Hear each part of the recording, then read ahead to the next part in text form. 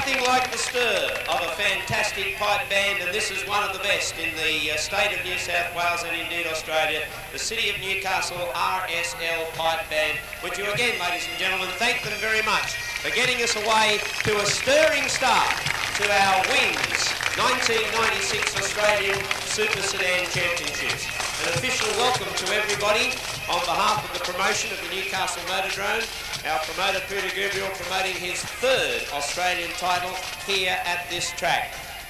And that, I think, speaks volumes for the fact that this track is hosting its third successive title. Those of you who were here last night saw some absolutely great racing, close racing, fast racing, super fast racing on a track that's become now the fastest quarter-mile oval in the country. We've got a great program lined up tonight to decide who is going to be Australia's #1, to decide who's going to be one of the blue ribbon champions in Speedway. Perhaps surpassed this event in the years gone by with some great champions, and we're going to have a talk to the defending champion in just a moment. But first of all, ladies and gentlemen, may I introduce to you the current president of the Australian Saloon Car Federation, a gentleman who's worked very hard behind the scenes to ensure that this Australian Championship is successful as the ones have been in the past. He's from Victoria, the current president. Ladies and gentlemen, please make welcome to Newcastle, Mr. Doug Carson. Doug, great to have you here in Newcastle, and I know this is one of the moments that your federation looks forward to all year long. Yes, thanks, Ron. This is an excellent program tonight. We have the last round of heats. It's on the best circuit that I've seen for a long time on a speedway. Certainly a big eye-opener for a lot of people who have been to Newcastle in previous years to come to this magnificent setup here tonight. Ron Pine, the current champion, had a few problems last night, but he's still well up in the point standing, and I'm sure you're going to see some excellent racing from Ron and all the other competitors tonight. Doug, we'd like to thank all of your hard-working officials, because the fans that sit on the hill certainly see all the competitors, but there is a lot of work goes on behind the scenes. Work with promoters, work with associations, various state bodies. So thank you very much to you and your staff for assisting us in putting together what's been an absolutely quality field, and I know you're going to enjoy the conduct of the championships, and we'll look forward to seeing you back a little later on when we've got 1, 2 and 3 on the day. So you're going to give us an early tip from the president? My tip is Stuart Robertson. Okay, you've heard it. He's gone for a local driver. Ladies and gentlemen, particularly Newcastle fans, how about we give this guy a big cheering support tonight? He's going to defend that title, our own Ron Pine. Ron, first of all, before we have a chat about last night, for those of the fans who weren't here last night, you are the defending champion. You won the title at Claremont in Perth last year, and nobody's ever been able to put together back-to-back championships. So history's against you, but I know you're going to be giving it one hell of a shot, not only for Newcastle and the Newcastle fans, but for a whole lot of hard-working crew that have been behind you for a long time. Yes, talking about the crew, none of us have slept. I mean, I had a couple of hours through the early hours of the morning because we sustained a fair bit of damage last night in the last round of heats. Everybody puts a lot into these races. We won it in Perth last year. We were second the year before in Brisbane and third the year before that in Tasmania. I'm finding it awfully hard to stay at that level of racing, and especially here at Newcastle, because this is the toughest Australian title that I've contested in all the last 5 that I've done, including Bendigo the year before that. So I think that the track preparation will come into it a lot. I've got a long haul because I'm a fair way back after last night. I'll be probably starting out of 8 or 9 depending on the last heat. At the worst I'll start 12. But nobody can run from the rear like Rev and Ron, and I'm sure a lot of people know that, and I'm confident in myself. And I've had a bit of practice coming from the rear in the last few months here, but the car is very good, it's very strong. I'd like to thank Castrol, Auto One, Wattle Spartan, they're the people that get me there. My family for letting me put so much into this, and I really appreciate the time to say this because it comes from my heart, and I'd like to thank my pit crew very much. Thank you. We wish you all the best of luck tonight, ladies and gentlemen. The current Australian champion, he is from Newcastle, from the Cessnock area. For those of you who are locals, you'll know what I'm talking about. And you visitors, he's certainly been one of the top drivers here for a long, long time. Speaking of people visiting our Wings Newcastle Motordrome, we'd like to thank Wings for their support They have backed us as a major sponsor for this season. They've backed these championships, and with their support we've been able to present a quality field, a top-class field. And in just a moment we're going to conduct our grand parade, and we're going to let you see the cars that will be contesting the series tonight.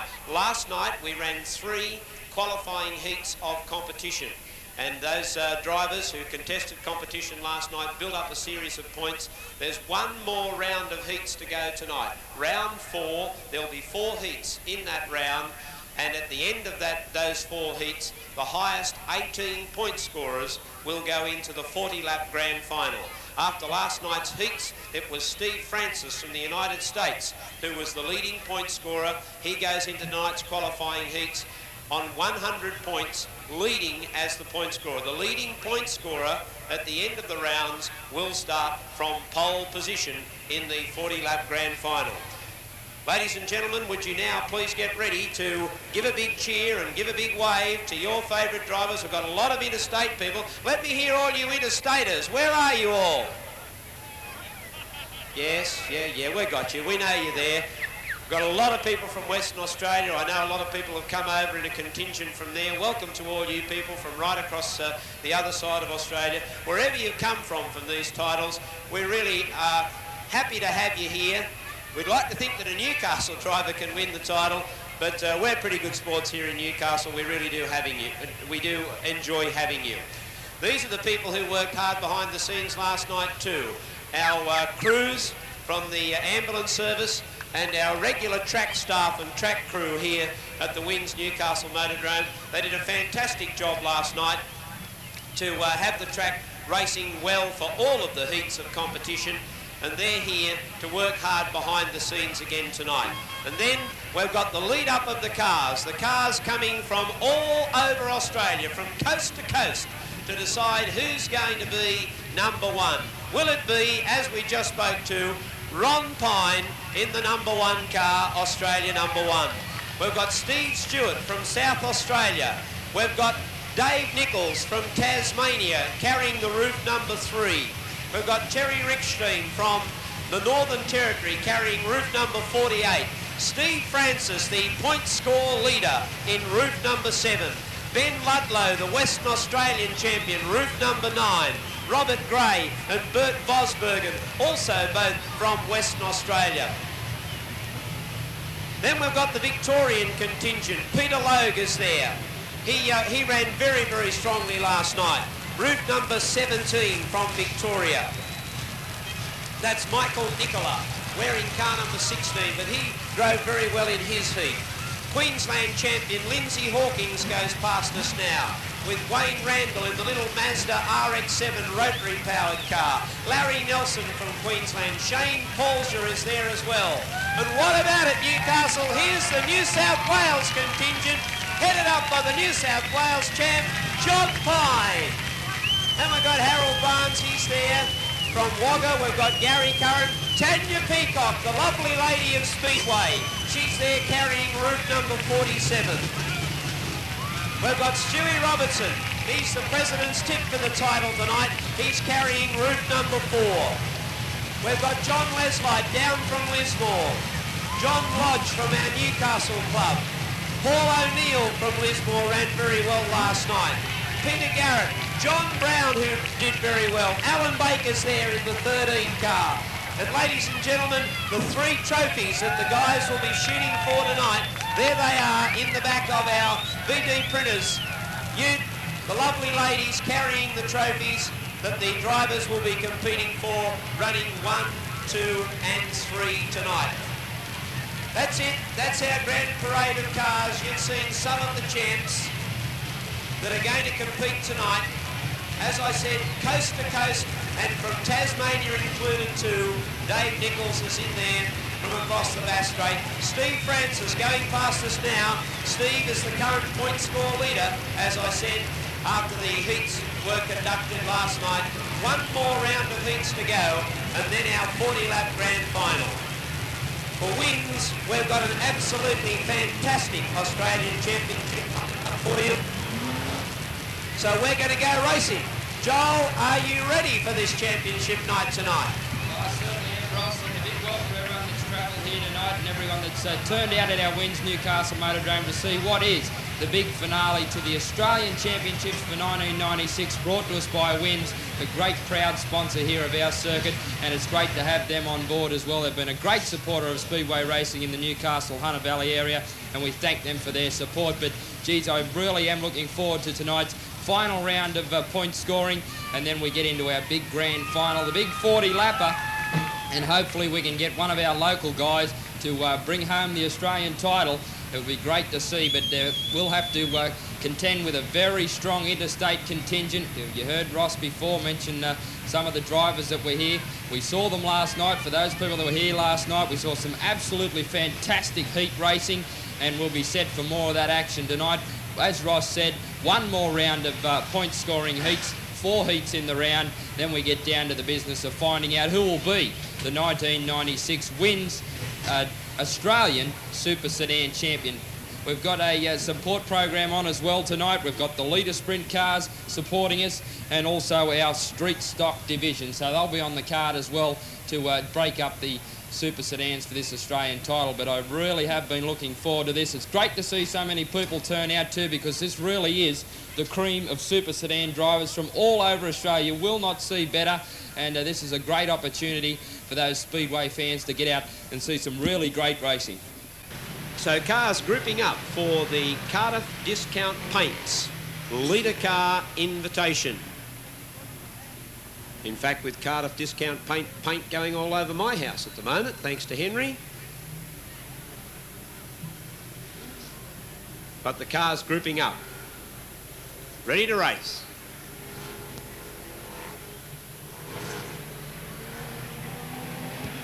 Coming into the start zone, and they've got a green flag and are racing. Very quickly out of the traps, the 92 car. And that's Robert Haddo. Not a bad record at the Motordrome, Robert Haddo. He's been chased out by Kevin Begg. We've got trouble. The top gun, Mel Guy, currently ranked on our Hunter Communications rankings as the #1 Litre car driver here at the Motordrome track, and he's made a #1 mistake going into turn 1, 2. I missed the incident, Joel. Did you happen to catch it? No, I didn't, Ross, but very unusual for Mel Guy to make a mistake. He's obviously just gone into that turn a little bit too hard, and the back's come around. He just backed it into the concrete wall. Doesn't look like too much damage done to the car. The pit crew push car is endeavouring to get it off the wall, but very unusual for Mel. He makes very little mistakes, so he'll be keen to get back up and try and get up to this race lead. But Robert Haddo was the man that made the best of the start. He's decided that he's going to try and get himself clear of this pack of cars, and they're going to have to try and run him down. 8 laps the journey. And a good number of Litre sprint cars turned up as well tonight. A very strong division of racing here in Newcastle. And they're great to see the guys here tonight supporting our Australian Championships. All right, grouping up again. Mel Guy's car being restarted. He's got the restart. The light goes out. So next time round we'll go racing. On the front row of the grid we have Grant Healy in the 39 car and 92 Robert Haddo. If you're wondering perhaps why 2 cars have got the ribbon tied to their roll cage, that's an indication to all drivers that those 2 drivers are the drivers who sit on the front row of the grid. They are the pole cars, and the remainder of the field must remain behind them prior to race start. And we're standing by for that race start. Jumping out of these stalls very quickly was car number 15, that's Brendan Roots, and he's trying to make advantage on the outside, and he's getting the advantage too around the outside, and Brendan Roots with a flyer of a start. Look at Mel Guy, he's hooked up on the outside as well. Coming into main straight away, Brendan Roots the race leader. Mel Guy flying round the outside to look for second placing. Oh, got a little bit loose in turn 1, 2, and that allowed Robert Haddo to hang on to second place. I thought Mel Guy was going to get it easily, but such was not the case. Coming into main straight away, Brendan Roots leads out. Now Mel Guy having another go at Robert Haddo, but he just can't quite seem to pick him up. Now he hooks back onto the inside. Robert Haddo tried to close the gap, but Mel Guy had enough of the car through, and Robert Haddo elected to back off and stay in third place. Brendan Roots, Mel Guy, Robert Haddo getting wound up. He's serving it up to Mel Guy. And in fourth place is Kevin Begg. Roll one over. And it's the 39 car of Grant Healy.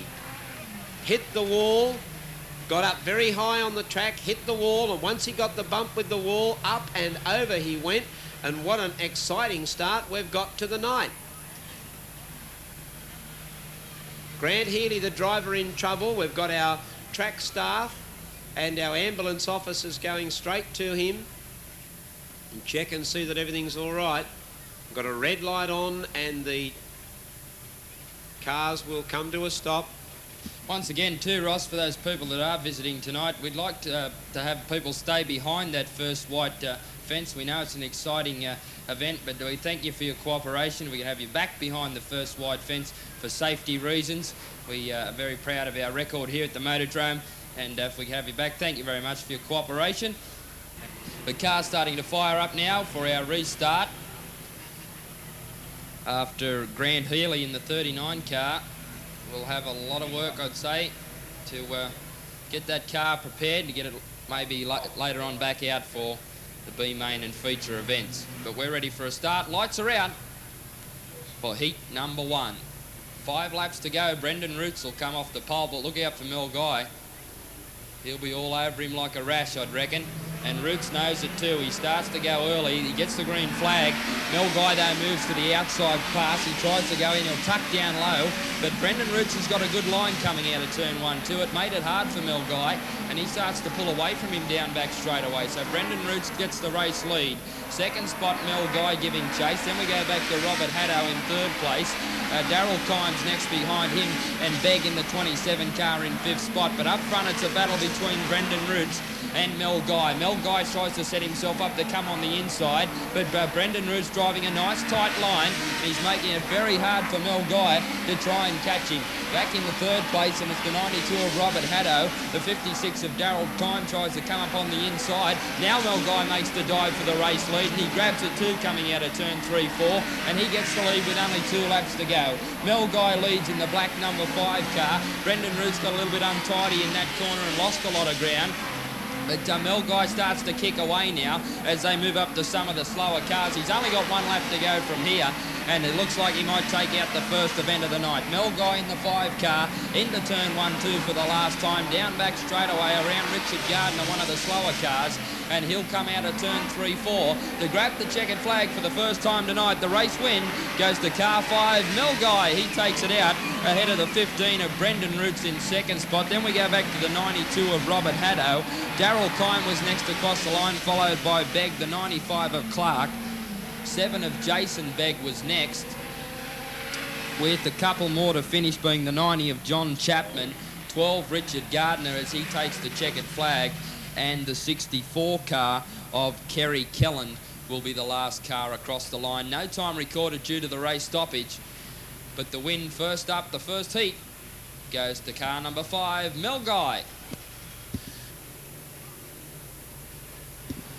So the cars are grouping up, ready for the start of their race. Number 2, and away they go. Paul Rinken in the yellow car, number 20, dived out from the second row of the grid. Now he dives back underneath Phil Harris. I don't think he quite knows what line he wants to take. He's decided that he's going to persist with the inside pass, and he got it. So Paul Rinken grabs the lead. Second place is Phil Harris. Third is the 62 of Len Edwards. And then car 18 holding down 4th place. And that's Michael Walker. 6 more laps left to run, and it's Paul Rinken who leads fairly comfortably from Phil Harris. Front 2 cars making a pretty good job of it, making it tough for the rest of the pack to run them down. And Paul Rinken maintaining his lead from Phil Harris.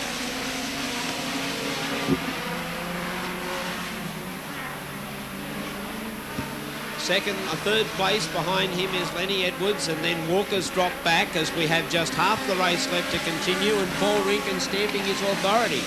Yes, but there's a battle going on between Edwards and Ross Moody in car 13 for third position. Now, Moody's trying to get the pass on Edwards, but he can't find the way through. There's trouble for Sean Barance. The car's just packed it in. Sparks coming from underneath the car. Looks like it might blow up at any time. The smoke pouring all out of it. They'll want to keep an eye on that on the infield. But back into the race action, and it's all Rinkin up front. Harris is giving chase, but he can't get any closer. Then comes Lenny Edwards. Moody's dropped off the pace a little bit. Walker trying to come through on the inside to grab him, but there's only 2 laps left to run. Rinkin out in front. Harris is getting a little bit closer, but I think he's going to run out of laps. There's only 1.5 left to go. As they come past us now, they'll get the white flag. Paul Rinkin in car 20. He leads. Second spot, Philip Harris. Then comes the 62 of Edwards. Moody starts to have a go at him to try and get up the turbo on the inside. That's a good passing move by Moody. He waited for his chance and grabbed it, but out of the turn for the last time to greet the checkered flag is the race winner, the 20 of Rinkin. He takes it out. The 14 of Harris is second. Moody will finish third. Then came Edwards, followed by Walker. Barnett was next across the line ahead of Challen.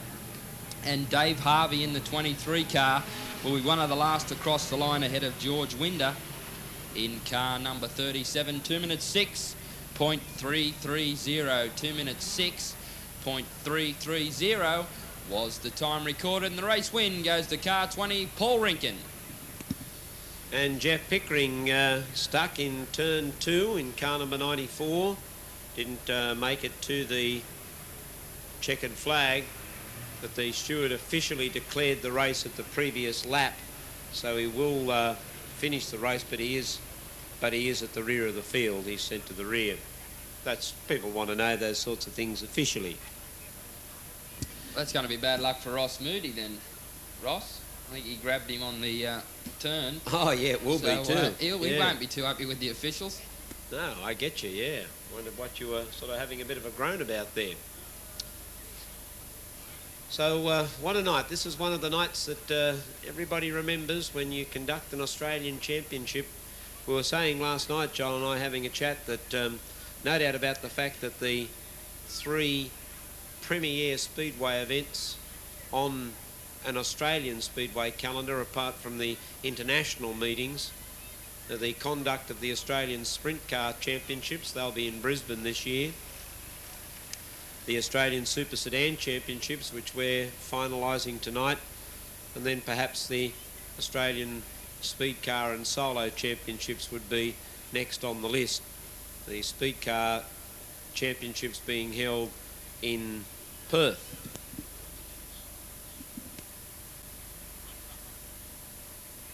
Good to see Craig Boyce doing so well too, Ross, in the International Series. Yes, the International Series put together by David Tapp. They've had a couple of their opening meetings on the western side of Australia at Bunbury and Claremont. And Craig Boyce, after 2 rounds of that competition, shared the lead with English rider Simon Wigg.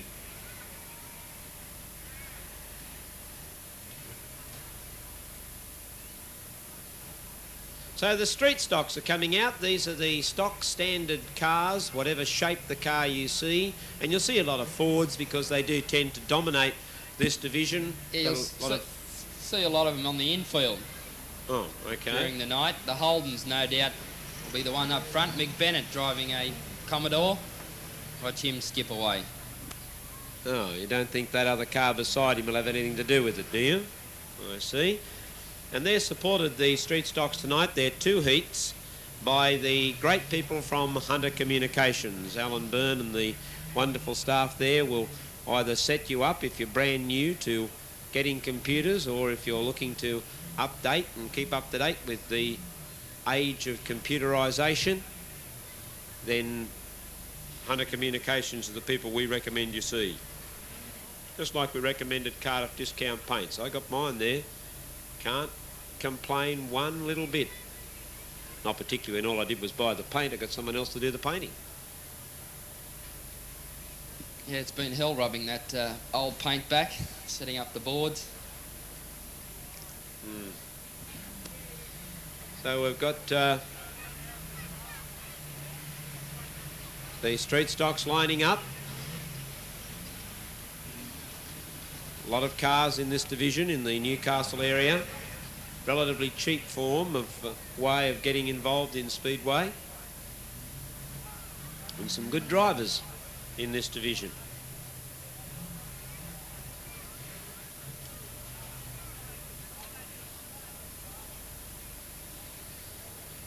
So coming into the start zone,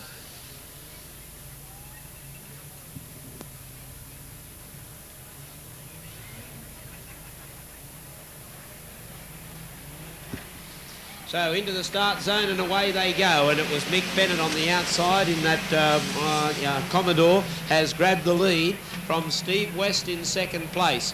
Mark Everly looking for the high line. Steve West shifted up on the high line, and gee, Mark Everly really got cramped for room. Perkins coming round the outside as well. They all seem to be tacked onto that high line after the sprinkle of moisture onto the track, but Mick Bennett still has the lead from Steve West, followed by Mark Everly and John Perkins. Gary Smith is running fifth, and then Brett Cotton in car number 80 is sixth. Down back straight away. Only the first 6 from this heat will go into the final, and Mick Bennett is the one who's leading them out. He's in position 1. Steve West is running 2. Mark Everly 3. John Perkins is 4. Gary Smith is 5. Brett Cotton is 6. So it's Brett Cotton in car number 80 who's in the hot seat. He knows he's got to stay there if he wants to get a start in the final. Oh, Mark Everly, where did he come from? Shot through on the inside and is challenging Mick Bennett for the lead. Up high on the track is Perkins. Dropping back to 4th place is Steve West. 5th is Gary Smith, and look out, Brett Cotton. Here's Gary Morris starting to challenge for that chance to get into the final tonight.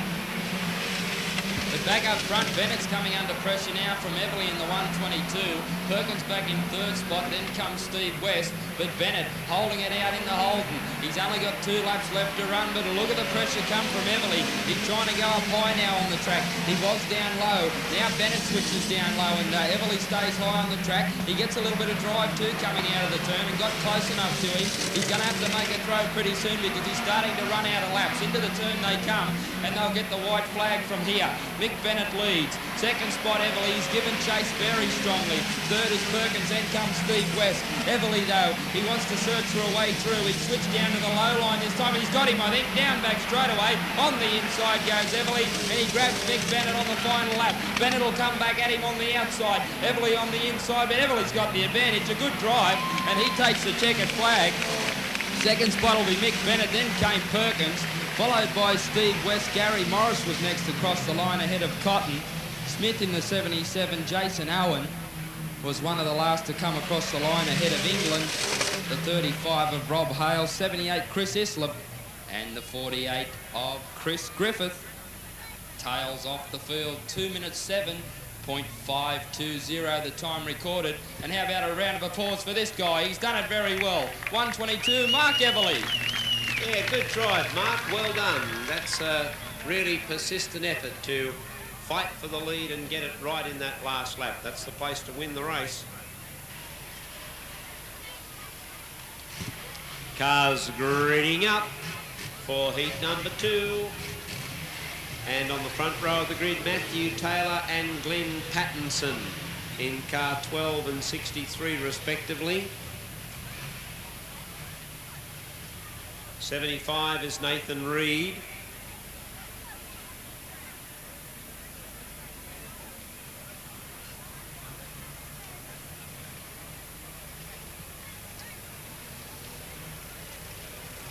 The blue car number 2, Rob Maunder, is a very consistent competitor in this division. He's ranked up in the top of the rankings, up in the top 3 or 4 drivers.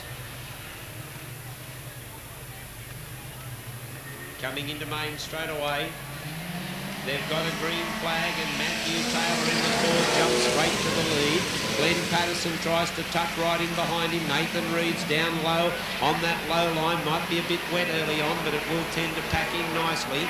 Well, Darryl Norrie back in midfield got into a bit of trouble. It looked like he was going to cause problems to the cars behind, but everything seemed to work out nicely. Matthew Taylor's the leader, followed by Glenn Patterson, then Nathan Reed. Mark Hewlin, poor Mark Hewlin holding down 4th place, and he's starting to put a little bit of pressure on to Nathan Reed as he comes up on the inside of him, diving into turn 3. Reed's trapped up a little high. And it's Mark Hewlin, Paul Mark Hewlin driving through for third place. He's going to get it as they come past the start-finish line. Darryl Norrie in car 73 is coming out of the back, and Matthew Taylor, the race leader, had too much understeer, crashed into the concrete wall and just couldn't get it going again. It just pushed and pushed and pushed up the track, and he hit the concrete wall. He ran out of room. By that time, 4 cars had come through on the inside. Now he's still got trouble. That car, the wheel's gone. The steering is gone on the front. It looks like a sidecar wheel. But onto the infield he goes. Look at the battle up front. 4 cars. You could throw a doily over the lot of them as they come out of turn 3-4. Patterson's got the lead. Mark Hewlin, someone's got to give here. Up high on the fence. Patterson has a bit of a clout, but Mark Hewlin gets the lead, and here comes Rob Maunder up into second spot, and he's going to be challenging for this race lead. Mark Hewlin leads the way. Second spot Maunder. Then comes on the inside Norrie. Patterson now drops back to 4th placing, but there's only going to be 1 lap to go. Rob Maunder's going to have to try and make his move. He got too high on the track and lost a lot of ground. Up to one of the slower cars, Loretta Jackson. Oh, Mark Hewlin snookered himself. Up on the outside, through came Rob Maunder, and Darryl Norrie all the time said, "Thank you very much, I'll take the race lead." Norrie goes to the lead with only half a lap to go. Rob Maunder tries to come back on the inside, but Darryl Norrie, well, he got the drop on the lot of them. He takes the checkered flag to take the event out. Darryl Norrie wins. Second place goes to Rob Maunder, then came Mark Hewlin. Gray was next to cross the line in the 18 car. Patterson dropped back through the field ahead of Nathan Reid in the 75 car. Next across was the 17 car. The 44 of Billy McPherson weakened towards the end. Loretta Jackson would have been one of the last to cross the line. And the time recorded, 2 minutes 3.580. 2 minutes 3.580. And right in the last half of the lap, the race winner came from the 73 car, Darryl Norrie. Okay, so the scene has been set as we get ready. And thank you very much to our fans here in the main straightaway. Congratulating Darryl Norrie. The drivers really appreciate your applause on their lap of honour. But right now we're getting set for the first heat in the last round of the WINS Australian Super Sedan Championships for 1996. 6, Newcastle's John Brown. 3, Tasmanian champ Dave Nichols. And 9, Western Australian champ Ben Ludlow. We have 3 state champions in this race. The South Australian champ, the Tasmanian champ, and the Western Australian champ.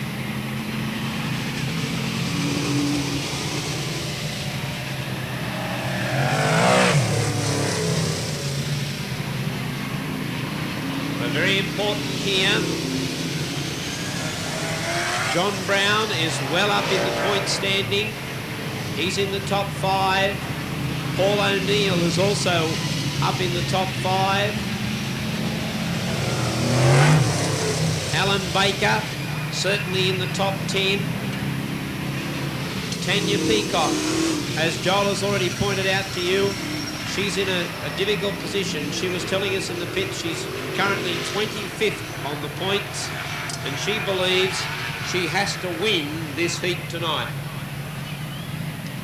Tanya reckons she's got to win this race if she's any chance of making the 18-car final. What a field. I mean, it's only 8 cars, but look at it. 3 state champions. Paul O'Neill, top competitor in this division at a number of state titles. Baker and Brown and Peacock. Gee whiz, what a great field. Set for the start. Racing. Peacock on the outside, Stewart on the inside. Tanya Peacock makes the drive. Can she keep it together? Stewart comes up on the inside. Peacock got the lead on the outside. inside. Now she was determined to win this race. Let's see if the determination holds out. Tanya Peacock has grabbed the lead. The lovely lady of Speedway from Lismore. She's out in front. Sean Stewart from South Australia. He's the champ from his state. He's running second. John Brown from Newcastle is third. The Tasmanian champ, Dave Nichols, is third. Alan Baker from Newcastle is fifth. The Western Australian champ, Benny Ludlow, is sixth. Robert Burke is seventh. And Paul O'Neill, would you believe it, he's tailed out on the back of the pack. 9 more laps to go. And Tanya Peacock, she's done her homework. She repaired her car after a crash in her last heat last night. They spent a lot of time, she and her crew, getting the car back together again, and she's handling it well. Tanya Peacock leads. She's not got to make a mistake. If she keeps her cool and just keeps it calm, keeps a good pace up, but then make sure she stays on that low line, she's starting to move away from the South Australian Stewart. She's got it together, and she reckons she had to win this race to qualify for the final. Well, everything is going her way right at this moment. The lovely lady from Lismore, Tanya Peacock, has the lead. Oh, she's starting to pull away too. Ross out in front. Stewart in second spot, can't get any closer. Then comes Brownie. Tanya went a little bit high there. The car died on her nose. She just made a mistake, and that's allowed Stewart to come right up on the back of her and start challenging for this race lead. Brownie makes a dive up on the inside of Stewart, and Nichols copped a bit of the backwash of that. He's trying to get out wide. Oh, the car's gone on him. Well, it just didn't steer. The steering's gone, has it? Yep, it's died. Oh, whoop, into the side. Goes Rob Burke, that is, the ACT5. And Dave Nichols. The car just seemed to die. It went up high on the wall. I don't know whether the steering went. But, geez, that's terrible luck for Dave. He was looking forward to doing well in this heat to try and set himself up for the final. And the Tasmanian finds himself stuck mid-track in turn number 1-2. Well, it might be a little bit of a blessing in disguise for Tanya Peacock, Joe, because I think the pressure was starting to get to her. She made a mistake in turn 2, drifted right up onto the wall in turn 2. She managed to get it back together, but this will probably just settle things down a little bit for her. And she needs to win this heat to put herself up in there. Are there any Tanya Peacock fans out there? All right. No, that's terrible luck for Dave. He'll be sitting back now. It's just a game of wait and see what happens now. Very anxious time for him to see whether he'll scrape through to that final. No doubt he'll be working frantically on the car. The lights are out though. Single file restart. We've only got 5 to go in heat number 1 for tonight. Heat number 13 overall. And Tanya Peacock has got pole position. She'll be looking to go away with this one. Green light comes on and away they go. She got away to a good start. Stewart missed it a little bit. John Brown back in third spot. Stewart has to go up on the inside. Peacock drifted out a bit, but Stewart got too anxious there and came up onto the infield. Tanya Peacock leads. Stewart in second spot. Then comes Brownie, followed by Alan Baker back in fourth place. Then comes Benny Ludlow, and on the inside O'Neill tried to have a crack at him, but Peacock, she seems to have the circuit sorted out tonight. She had a little bit of trouble last night, but no such trouble in this one. 3 laps left to run. Tanya Peacock leads. She's pulling away from Stewart in second spot. Brownie's got the pressure right on Stewart. He's looking for a little opening to try and sneak through. He might get it going down back straight away. Alan Baker got untidy, and Ludlow nearly came through on the inside to grab fourth place. 2 laps to go. Tanya Peacock, she said to us she had to win this one, and she's doing exactly that. Out in front, Stewart in second place. He's not getting any closer. She balked a little bit there and lost some ground. John Brown tried to have a crack at Stewart, but he also lost some ground. 1 to go from here. Only 1 to hang on for Tanya. Second spot is Stewart. Then comes Brownie, followed by Alan Baker. Out of turn 1-2 for the last time. Down back straight away, and this is going to be a good win for her. She'll be very pleased with this. Out of the turn to take out heat number 13. Tanya Peacock in car number 47 grabs the win ahead of Stewart in the 31. The 6 was next of Brown. Ludlow got up on the outside of Baker to grab 4th placing.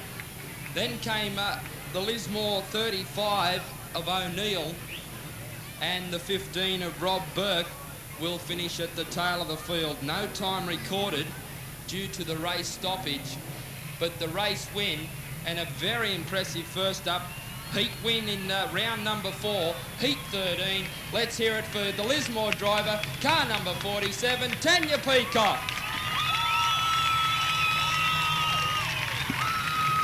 Well, she's done her homework. She now has to rely on a couple of other cars to get there, but 47 will give you the placings as we saw it by route number. 47, Tanya Peacock. 31, Steve Stewart. 6, John Brown. 9, Ben Ludlow. 13, Alan Baker. 35, Paul O'Neill. And 15, Robert Burke. So Tanya Peacock would score 36 points, and that would take her to 77. She'll finish with 77 points. Now the 31 of Steve Stewart, he gets 28. He finishes with 73. So you can see just how important this is going to be. 73 for Stewart. John Brown, he scored 23 points. He finishes up with 110. So I'd say he'd be pretty surely into the 18-car final. 9, Ben Ludlow, the Western Australian driver. He got 17 points. He'll finish with 68. I don't know whether that will be enough. It might be. 13, Alan Baker. He gets 13 points, in fact, and he finishes with 83. I think that will get him into the final. 35, Paul O'Neill, finishes with 86 points. I think that'll be enough for him as well. And 15, the route number 15 of Robert Burke. He had 8 points, and he will finish up with a tally of 31. It won't be enough for Robert to get through to the final. Well, I don't think so. Lights are out for heat number 2. And we see 39, Bruce Tate from Victoria, and 12, Russell Bailey from New South Wales on the front row of the grid. This is heat 14. Let's look for the start. And they've got a green light. And it was the Western Australian Bert Vosbergen who tried to get through on the inside. Oh, Ross Brims with a very determined blast out of turn 2. He just decided to put the foot flat to the floor, and he has grabbed the lead. Ross Brims in front, followed by the Victorian Bruce Tate. Then the Western Australian Bert Vosbergen in the little Pantera. He's moved through to second. Peter Garrett from Newcastle is running 4th. Stu Robertson has moved through to 5th place. He wants to get into the final. Then comes the Queenslander Wayne Randall. He's in 6th place, looking to make some ground. Larry Nelson from Queensland is 7th. Stu Robertson slowly but surely picking his way through the field. He's up to 4th place, and Wayne Randall as a little master is trying to go winning. All interest here is centering on Stewie Robertson, who's making his way up on the inside of Peter Garrett. Down back straight away, 2 Newcastle drivers running side by side. Robertson got through. He's got 3rd place. Garrett tried to come back at him. Garrett's running 4th. Bruce Tate's under pressure from Wayne Randall. Oh, Randall's blown it. He got high on the track and he lost some ground. In fact, Larry Nelson was able to scoot by. Ross Brims is the leader from the Western Australian Bert Vosbergen. Then comes Newcastle, Stewie Robertson and Peter Garrett. The Victorian Bruce Tate. Larry Nelson gets by him. And now Wayne Randall tries to come up on the inside as well, and he does so. But we've only got half the race left in this particular heat, and it's Ross Brims who's leading out from Bert Vosbergen. Vosbergen in 2nd place, giving chase. He can't get any closer to Brims at the moment, but Brims driving a nice line up front. Vosbergen in 2nd spot. Then we've got Stu Robertson in 3rd place, followed by Peter Garrett. Now Stu Robertson starting to make a little bit of ground on Vosbergen. They're coming up to the slower cars too. Harold Barnes is ahead of Ross Brims, and this will tell whether he's going to get hooked up with Barnes on the inside. Barnes hasn't seen him, and he has got hooked up, and that's allowed Vosbergen to get a little bit closer.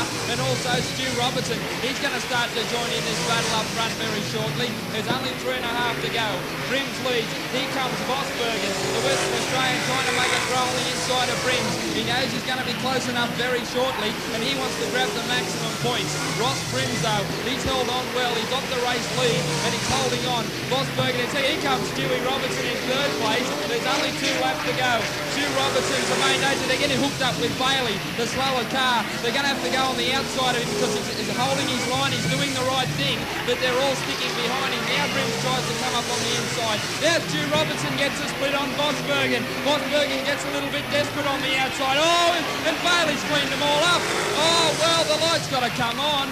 Russell Bailey in car number 12. He was hampering Brims and Vosbergen, and poor Stu Robertson copped the backwash and finds himself spun around in main straight away. And Joel, he was just about to be given the black flag to Russell Bailey because the steward felt he wasn't holding his line well enough. But he was moving out of car width and then coming back in again, so Brims didn't know where he was going.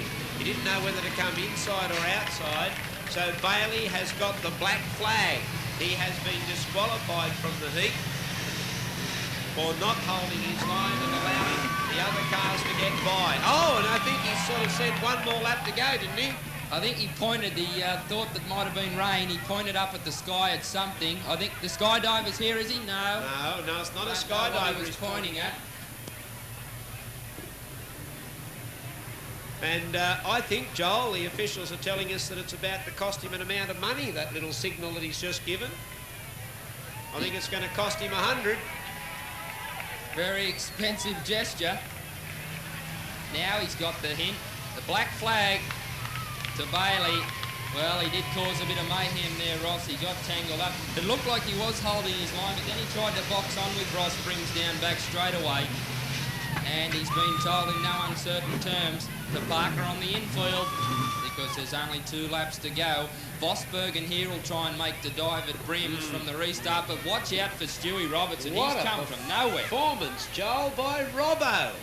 Well, maybe the president knows something we don't, Ross. Lights out. 2 laps to go. Look for the green flag this time. And they get it too. A little bit slow to get away with Stu Robertson. Brims leads into the first turn. Vosbergen in second spot. Stu Robertson will want to grab him. Oh, he got a little bit untidy. Up on the inside comes Stewie. Oh, this is good gutsy, determined driving by Robbo. Up into second spot. He's only got 1 to go.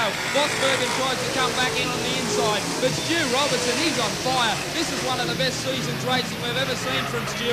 And he's really hooked up for these titles. Into the turn for the last time. The race win's going to go to Ross Brims. He takes the checkered flag for heat number 2, the 52 Brims. Stu Robertson second. Vosbergen, oh, the wheel's going to come off that. Well, up it goes and off. There's cars everywhere. Curran goes into the side. Well, it looks like the Demolition Derby in turn 1, 2. Randall had to throw sideways. And all the trouble started. I missed it, Ross. Yeah, right here, about 10 metres short of the finish line, Joel, the back end of Vosbergen's car collapsed. The right rear wheel just came completely adrift right here about 10-20 metres before the finish line, and Bert Vosbergen, I think, did a fantastic job under the speed they were travelling. So let's get back to congratulating Ross Brims on taking out the race. Let's have a look at the route numbers. 52, Ross Brims. 4, Stu Robertson. 44, Bert Vosbergen. 5, Peter Garrett. 49, Larry Nelson. 36, Wayne Randall. 27, Gary Curran from Wagga.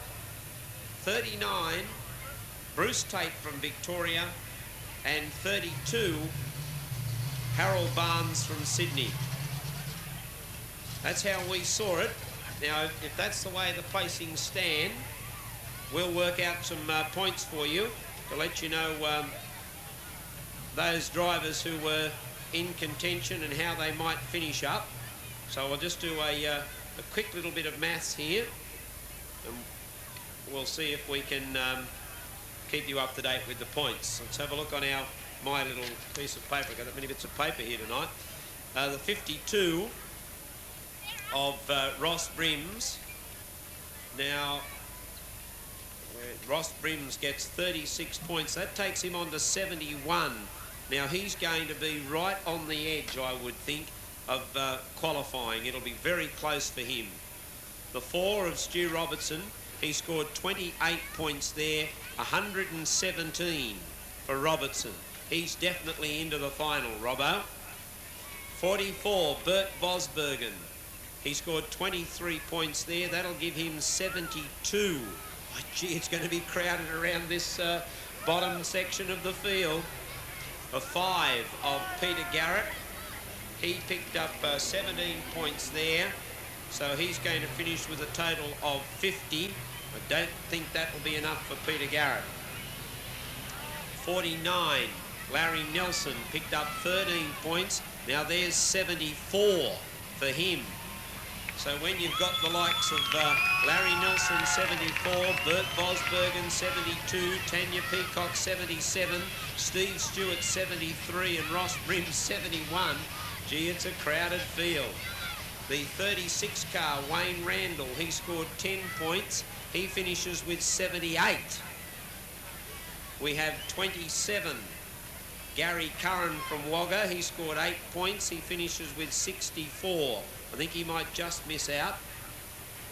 The 39 car, roof number 39, that's Bruce Tate.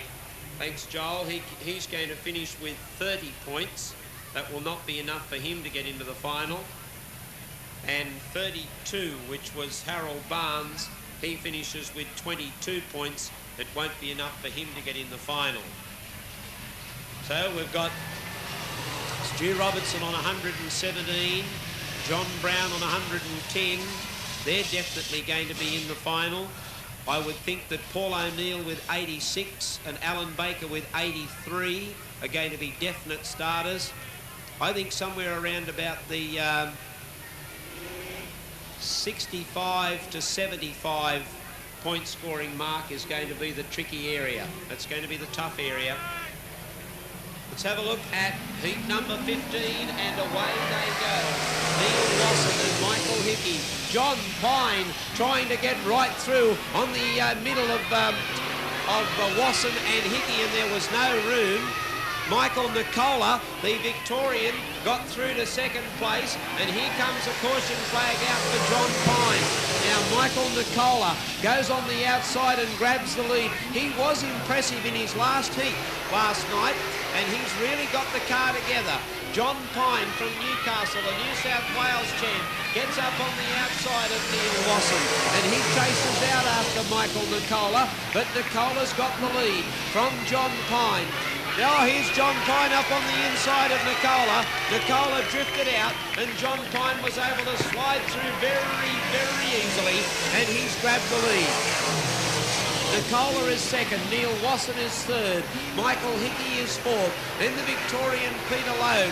Now the Western Australian Robert Gray, he's well back in the field. He won't be happy with that placing, and Robert Carrick is on the tail. Well, the interesting one to watch, I think, would be Robert Gray. I'd say he'd be very anxious to at least pick up another couple of spots there on Michael Hickey and Peter Logue. Peter Logue's gone by Michael Hickey, and Robert Gray still trapped back in second last place. John Pine, he's just going to settle into a groove. Here's trouble in main straightaway. The rear end's dropped out of the Michael Hickey car as well.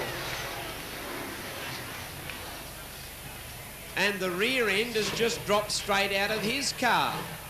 So Bert Vosbergen's car, the rear end just dropped straight out of it in the previous race. And now the rear end's just dropped straight out of the car number 10 of Michael Hickey.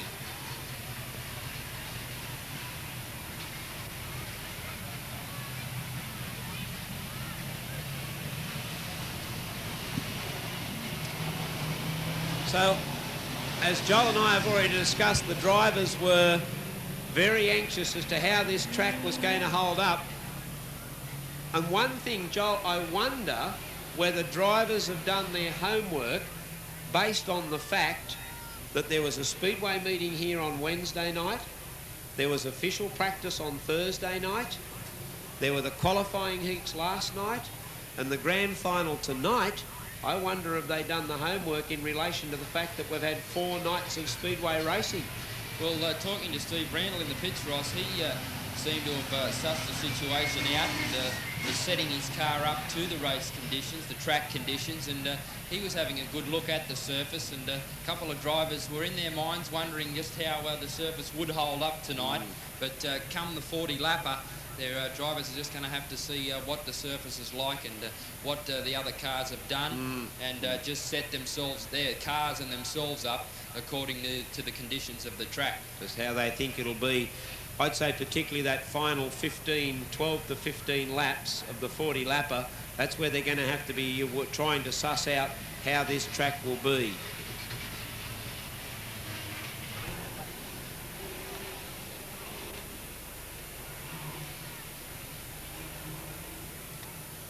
So we've got the lights out, ready for the restart, and they've got the restart. The current New South Wales champ, John Pine, charges into the corner, the leader. From the Victorian, Michael Nicola.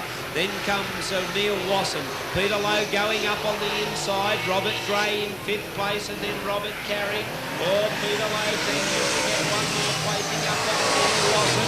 Robert Gray's waiting for the drop to see if someone's going to make a mistake. They're really bouncing their way out of turn 2. There's Peter Lowe up on the inside of Wasson. Oh, Wasson got the shock of his life. I don't think he expected Lowe to come through there. Lowe goes through to 3rd. Now, can the Western Australian Robert Gray get by our Newcastle driver Neil Wasson?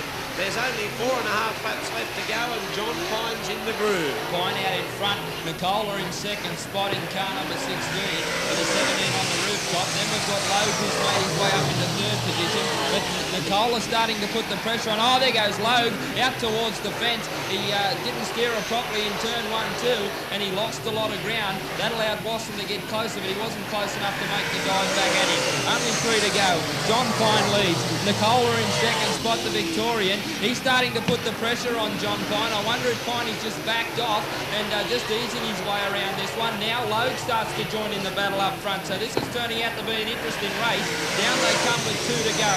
John Pine leads on the outside. Logue tries to have a go, but there's no way around that, and he lost a bit of ground. Sets himself up on the inside of Nicola, and he tries to grab that 2nd spot away from Nicola, but he holds on. He came back down on top of him. Well, Lowe's got the car firing, and he's going to try and get up to get some more extra points in this one. John Pine out in front. Well, he knows this circuit. He's just sticking down low and making the others go around high if they want to make a move out of the last turn for the last time. Logue has a go on the outside. He grabbed the bootful. Will he get him on the line? He got 2nd. Well, I don't know. I'd hate to call that one. They're sliding all over the place. Robert Gray goes up onto the infield.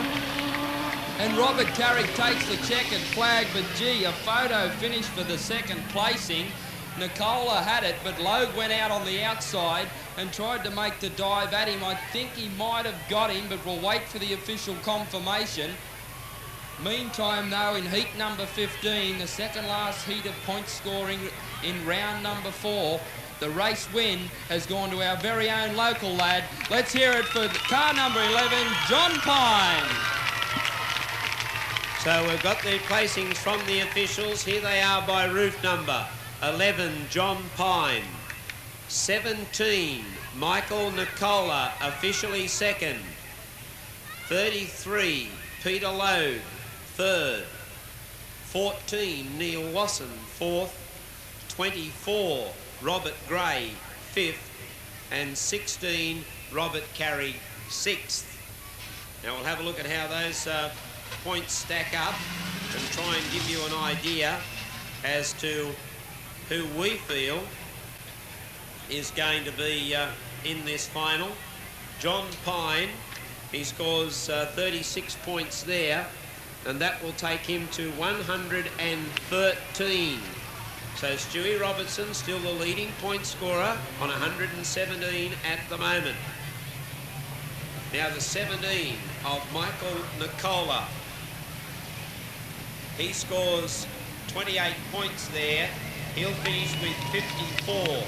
He'll be disappointed that in his first 2 heats he couldn't put something together, because in his last 2 heats he's finished very, very strongly. 33, Peter Logue from Victoria. He'll finish with 76. Oh, what a crowd of drivers we've got in the 70-point region. 14, Neil Wasson. He's going to finish with 41 points. That won't be enough to get him there. 24, Robert Gray. He's finished with 90 points. That will be enough to get him into the 18-car final. And 16, Robert Carey, and he finishes with 65. That's that grey area that we need to find out who's going to fill up the top 18 placings. Now we're set for Heat 16, and this features our series leader, Steve Francis of the United States, but John Leslight got the jump on them as the light went green in Heat 16. And Ron Pine, down on the low line, shoots through into second place. John Leslight, they won't get near him under these track conditions. The track has gone very, very hard, and they will not get near John Leslight. Second place, Ron Pine. Oh, gee, he got into a rut there in turn 2. There must be a bad rut developing at the middle of turn 2, and Ron Pine got right into that and had to back off. Terry Rickstein from the Northern Territory is third. Steve Francis trapped up on the outside. That is not the place to be. I can tell you, you're not getting any drive up there at all. Now he tries to come up on the inside of Terry Rickstein, the Northern Territory driver. John Lodge is next. Then comes Lindsay Hawkins, the Queensland champ, and Shane Polsher's on the rear of the field. Into main straight away, and still John Leslight from Lismore has that race lead. Ron Pine, he's just into cruise mode now in second place. Oh, Leslight got untidy in turn 2 through all his own fault. No one putting him under any pressure. And Ron Pine got a lot closer. A long gap back to Terry Rickstein, the Northern Territory driver. Steve Francis just cannot find the way by him. Now he's got the way by. Terry Rickstein got into that rut in turn 2, and Francis was able to come through and take third placing and now chase out after Ron Pine and John Leslight. Into main straight, 5. Leslight leads the way. Ron Pine getting a little bit closer. 5 laps to go. Leslight out in front. Ron Pine in second spot giving chase, but he's getting a little bit closer, but I don't think he's going to be close enough. There's that run he bounced out of. Back to third place too. Francis Sparks coming out of the back of Polger's car at the tail of the field. The Queenslander, well, she's like a Catherine wheel at firecracker night. All the sparks are starting to fly right out of that car. You've got to keep an eye on that because there's something rubbing on the back end of that, and the sparks are just starting to spew out the back. Up front though, Leslight out in front. He's got the race lead under cover. Second spot, Ron Pine giving chase. Then we've got Francis back in third place in this group of drivers, headed by Rick Street, the Northern Territory driver. Up on the inside, Lindsay Hawkins is trying to get in, but he's having all sorts of bothers trying to get on the inside of Rick Street. Behind them, John Lodge, and then comes Polger at the tail of the field. But there's only 2 laps to go for the race leader. Leslight, he's the Lismore driver. We've seen him here plenty of times at the Newcastle circuit, and he's only got 1 to run from here, 1 lap away from a heat win. Ron Pine in second spot will just back off now. Third place is Steve Francis, and he's getting closer to these 2 up front. So that's an ominous sign from the Americans. Rickstein next, then comes Hawkins. Polger's got up ahead of John Lodge, but out of the turn for the last time. The race win goes to Lismore 18 of John Leslight. Second will be Ron Pine in the 1 to 7. Of Steve Francis will be third. It's going to be close, but the Northern Territory driver, Rick Stream, will hold on for 4th place ahead of Lindsay Hawkins. Then came Polger in car number 27, and the 21 of John Lodge will be the only other car to finish the race. 3 minutes 7.131. 3 minutes 7.131, and the race win in our final heat of point scoring has gone to the Lismore driver. Let's hear it for John Leslight.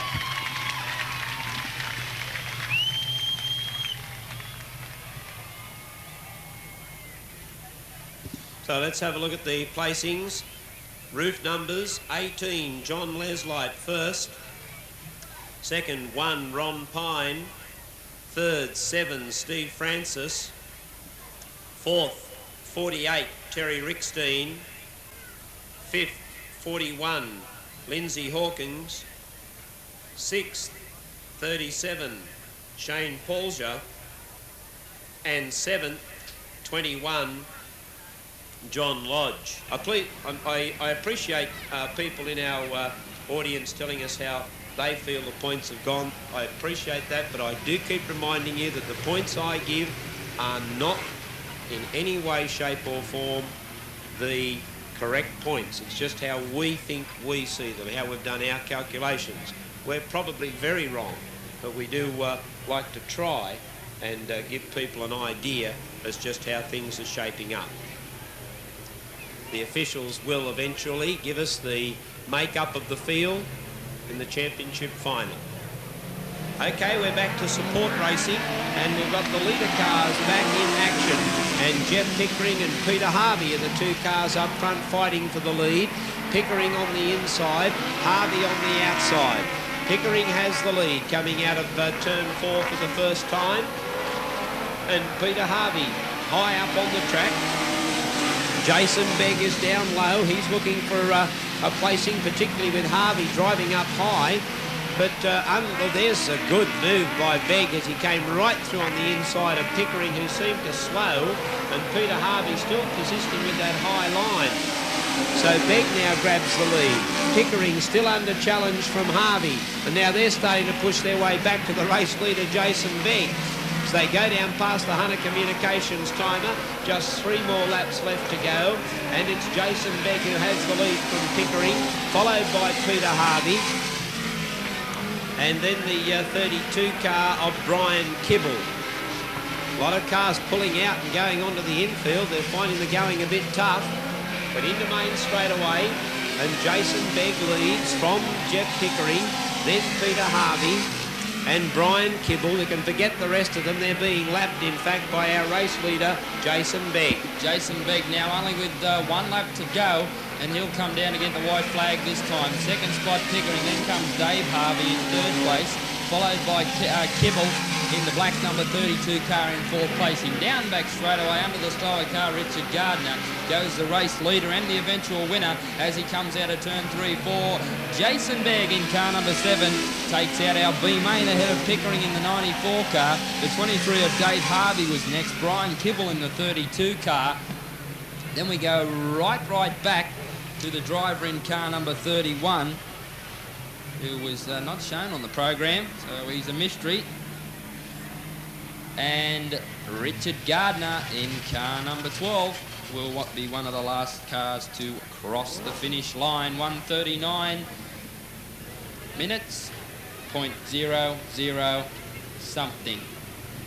5, thanks Ron, 1:39.005, the time recorded for our Mid-Coast Petroleum Litre car B main, taken out very impressively by Jason Begg in car number 7.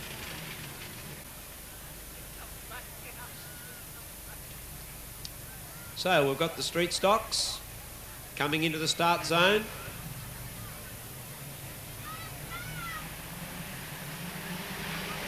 And away they go. Pretty scrappy start, but Mick Watling won it. Oh, there's trouble for car number 48 sliding up onto the infield. And Griffith is the driver. Thanks, Joel. Griffith getting oh dear. Sound of that thing, I don't know whether he needs to get going again, does he? Oh, gee. He's having all sorts of trouble. But into main straight away, Mick Watling having his share of trouble too. He's got the fishtail. Now he straightens it out. Craig England in 2nd place. Bill McPherson, unusual to see him out in a B mainer. He's usually far more consistent than that. And Jason Owen too, not standard for him to be out in a street stock B main. Coming into main straight away, it's Mick Watling the leader from Bill McPherson and Craig England, then Jason Owen. Gary Smith is next through. He's in 5th place. And here's McPherson persisting with the outside pass. He's going to grab the lead. McPherson on the outside, still down on the inside. Our he was the race leader. He's now been given the quick flick. Mick Watling, he's back to 2nd. Jason Owen is 3rd. Oh, there's trouble. Craig England and Gary Smith had it coming together. And the red light is on. I think Smith tacked onto the back of him, Ross, and gave him the old heave-o. That's the way I saw it too, Joel. The car of Gary Smith came in contact with the Craig England car.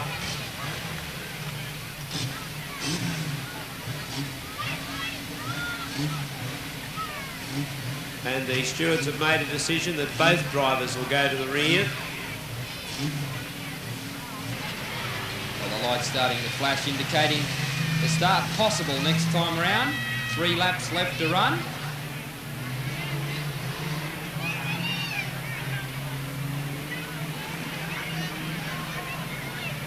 So after this, we'll be getting ready to drop our skydiver, but the green flag falls, and the only thing falling is the green flag for the race start on the outside. Bill McPherson grabs the advantage, and that could be good night. He takes the race lead. Watling in second spot. Jason Owen, then Rob Hales finds his way up to 4th position. A couple of cars scrapping through the field. Islip on the inside. Look out, Chris Griffith went towards the concrete wall very quickly. Oh, he straightened it up nicely to avoid any incident with any other car. And that's a good piece of driving by Chris Griffith, but he drops back towards the tail of the field. Down back straight away with 1.5 to go. And it's the 44 of Bill McPherson, the race leader, who'll get the white flag this time around, indicating only 1 more lap left. Second spot, we go back to Mick Watling in the 89 car. There's Smith stuck to the concrete wall. He's scraping a bit of mud off the concrete wall, and now he comes away from it. He's got some white wall tyres on the right-hand side of his car. Down back straight away, out of turn 3-4, a matter of fact, and the checkered flag's going to fall to the race winner, Bill McPherson in car 44. He takes it out ahead of Mick Watling in the 89. Owen was next across the line, followed by the 17 car, close to the minors. 48 of Griffith was just ahead of Chris Islip. Then came Smith in the 77 car, the 92 of England, the 35 of Rob Hales, and Loretta Jackson in the 72 will be the last driver to greet the checkered flag. No time recorded due to the race stoppages. And that was our North Newcastle Motors Street Socks at B Main, taken out by the race winner as he does his lap of honour, car number 44, Bill McPherson. Joel, the plane. The plane? Yes, the plane is above. It's up above in the sky, right above the Newcastle Motordrome, and we're now all set and ready to watch our WINS Australian Championship flag drop in to the Newcastle Motordrome circuit. So mums and dads, if the kids have gone for a little wander for the moment, you might get them back and say we're getting set and getting ready. Now the guys are just checking out wind direction, and yep, there's the plane. I can spot the plane now. It's come round into my view, so we'll see whether it's circling round. I think our skydiver might be getting ready to make the plunge. We'll get a signal from our infield coordinator as to just when the exit is made. You might be even able to give me a signal when the exit's made. I've lost sight of it for the moment now. It's gone out of my sight. So they're coming in very close now, apparently. I still can't quite spot them myself. I'm not going to get to see them until the last 10 metres. Here they come. They're coming in.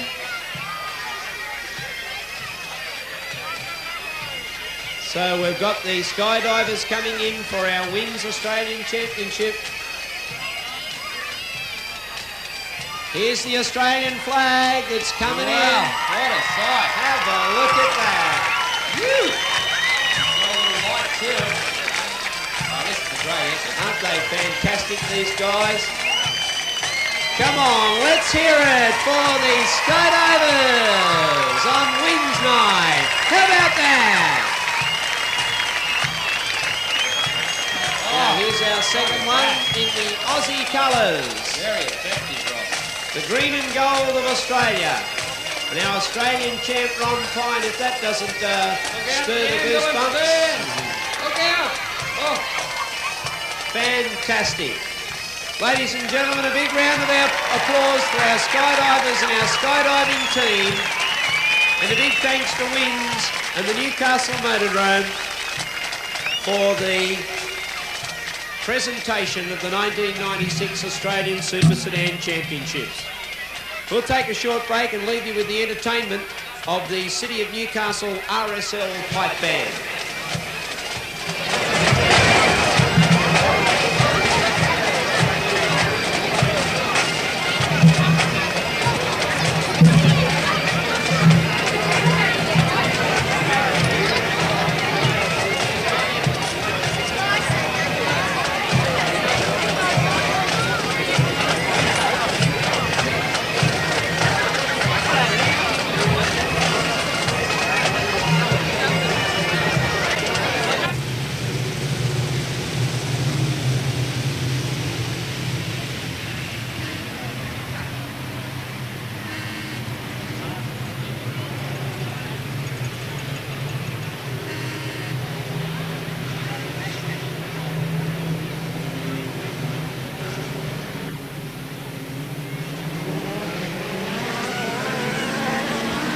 And away they go in the second half of our program. Robert Haddo has the lead. Philip Harris up on the outside. And Harris has now grabbed the lead. Harris out in front. Haddo's dropped back to third place. Paul Rinkin's coming out of the pack. He's going up to third. Oh, trouble! Harris has been hit by Ross Moody. Paul Rinkin had nowhere to go. Robert Haddo's up on the infield. And the car in trouble here is Philip Harris right in main straight away.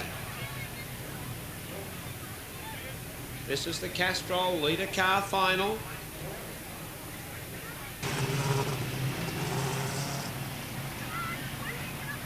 So have you got a tip for us, Ross, who it will be this year? Yeah, I think for the first time ever an overseas driver will win, Joel. I think Steve Francis can win tonight.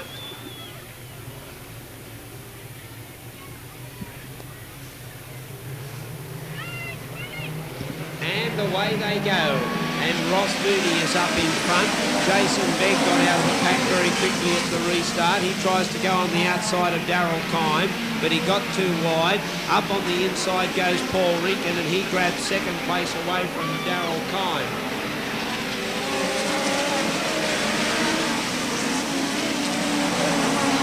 Ross Moody is the race leader from Paul Rinkin.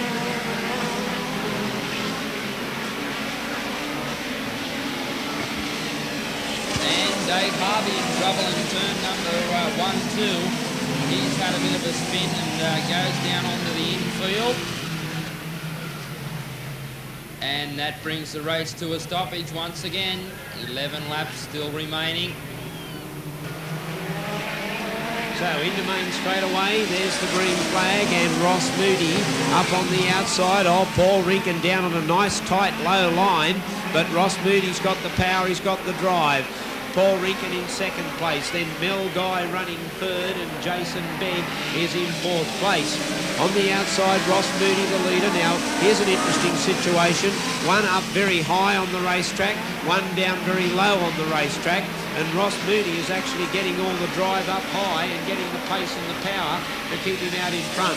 Paul Rinkin running second, Mel Guy third, then Jason Begg, followed by Michael Walker and Darryl Kime. But down back straight away, a clear leader, Ross Moody. Oh, Mel Guy, he's having a horror night. He's pulled up onto the infield. He's gone out of the race. Paul Rinkin is second. Jason Begg is third.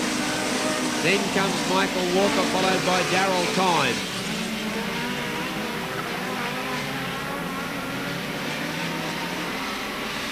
Still Ross Moody the leader from Paul Rinkin and Jason Begg. On the outside, Darryl Kime's having a throw at Michael Walker for fourth place. Darryl Kime's running fifth.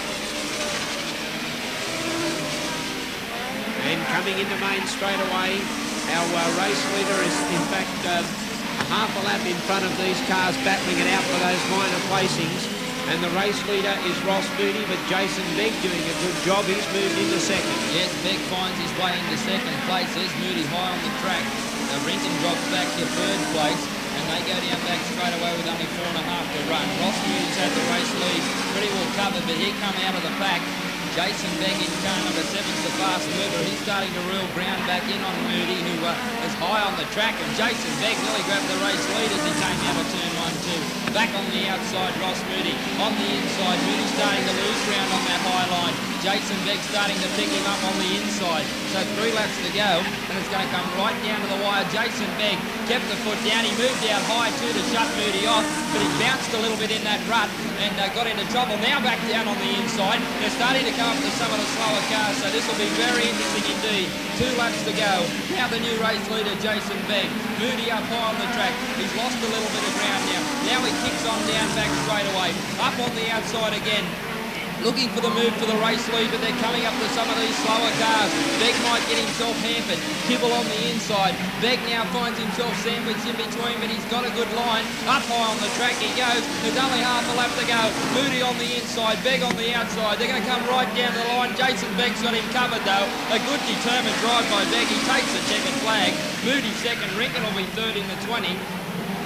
Then I think we go right back to the 56 of Darryl Kime. Then Barnett was next ahead of Walker.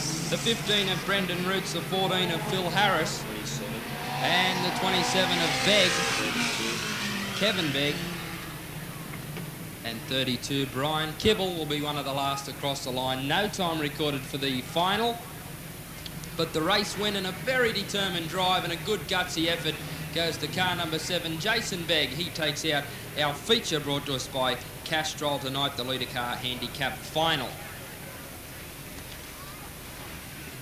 So last hit out for the Litre cars, and we thank them for their support tonight.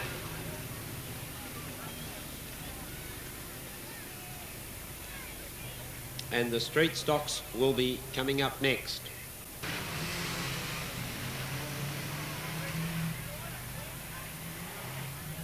Twelve laps the journey. Cars start to form themselves up in grid position. Greg Minor in the 17 car will lead off pole, and on his outside I think it's the 38 of Jason Owen, ready for a race start. And that's a terrible start. Mick Watling came charging through from the second row of the grid, and it's happened. Over goes Bill McPherson. A nice, gentle little rollover. Poor old Bill, he copped the backwash there in a big way. Joel, I do hope this is not an indication as to what we're going to cop in the 40-lap final for the Australian Championships. These guys are only the support program, and the green light wasn't even on. Again, Mick Watling from that second road looking to try and tuck up on the inside of the pole car. But that is a better start this time, and Jason Owen got away well on the outside. Ben Cooper running second. Nathan Reid, oh, there's trouble. The car number 18 heading straight for the concrete wall. It's the 26 car of Morris. I thought it was the other black number 18, but it's Morris who got into trouble and now goes up onto the infield. Jason Owen, the leader, from Ben Cooper, Mick Watling, Brett Cotton. Oh, here's trouble for Mark Everly. Up onto the infield he goes, and the steward has signalled to him to keep going. He can't get started. I bet when the red light comes on, he starts. No, he's made a fipper out of him. Not if he's sensible at the moment, even if it can start. Yeah, right. Right in main straightaway, he's obviously going to call for a push. Single file restart. We've only completed one lap. And now the green light comes on. Jason Owen, Ben Cooper, Brett Cotton. They're running 1, 2 and 3. Steve West. Mick Watling's dropped back to 5th place.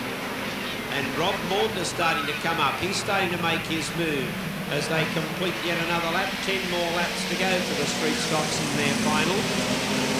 And still Jason Owen has the lead. Brett Cotton getting up on the inside. Then comes Ben Cooper. There's trouble. Rob Maunder hit the rut in turn 2 as he was trying to get, he got a flat tyre too by the looks of things. And he tried to get the split between Mick Watling and Peter Gray, and he hit that rut and just lost control completely. Got the flat tyre. In fact, he got both the rear tyres are flat. And Steve West is also pulling out on the infield, and John Perkins down back straightaways pulling out as well. So the attrition rate's pretty high. Jason Owen the leader from Brett Cotton. Then comes Ben Cooper. They're running 1, 2 and 3. Into main straightaway, 7 laps to run. Jason Owen still the leader. Brett Cotton running second. Then comes Ben Cooper, Peter Gray. Mark Everly's getting back into the action after being sent to the rear of the field. And he might be going to cop another caution as he comes into main straightaway. Got a challenge for the lead as Jason Owen comes under threat from Brett Cotton. Cotton getting up on the inside. Third place is Ben Cooper. Then comes Mark Everly. Through on the inside goes Darryl Norrie past Peter Gray. Then Paul Marculin, and dropping right back to the tail of the field is Mick Watling. Only 5 laps left to run, and still Jason Owen under plenty of challenge, but Brett Cotton finds it tough to get by. Then comes Ben Cooper, followed by Mark Everly. Yes, good battle up front between Cotton and Owen. They're going at it hammer and tong. Owen got the race lead though. There's only 4 more laps to go as they come past us this time. Jason Owen out in front in the 38 car. Second spot Cotton, he's right on the hammer. Then comes Everly, who spun out earlier on. He's done well to recover to get up to 3rd spot. On the outside, Darryl Norrie. On the inside, Ben Cooper. And Cooper moves up into 4th position. Well, he's moving back through the field because he was up near 2nd spot earlier on. Down they come with 3 to go. Race leader still Jason Owen. Cotton still searching for the gap, probing to see if he can try and get through. But Owen decides to keep nice and tight and low, and he's going to make Cotton go the hard way right around the outside if he's going to try and get this race lead. And here comes Everly. Watch out for Everly. He's coming into play, and he could grab the both of them. Coming down main straight away, only 2 to go. Owen leads, Cotton in second. Everly now decides to switch to the high line. He tries to grab a little bit of ground, sets himself up for the inside. Cotton got a bit frustrated and gave on the tap, and Everly got them all on the inside. Oh, what a great drive this has been by Everly. He did it once before tonight. He's done it again. Up into 1st spot. 1 more lap to go. And Mark Everly, well, he's on fire tonight. He's driving extremely well. It might be a Ford, but gee, he can move it around the circuit. Down back straight away. Half a lap to go. And they'll come to get the checkered flag. And this has been a huge performance. Let's hear it. A great effort in the feature. 122. Mark Everly takes the checkered flag. Well done. Second spot to 38 of Owens. Cotton held on for 3rd place. Then came Darryl Norrie, Peter Gray in the 18 car, and Mick Watling will be the only other car to finish. A high attrition rate in that one. No time recorded due to the race stoppage, but a very, very impressive when he's done it once before tonight, and he's done it again. He just seized the opportunity, waited for the right moment, and he's taken it out. Our Cardiff Wreckers Street Stock Sedan Handicap Final has gone to the car number 22. Let's hear it for Mark Everly.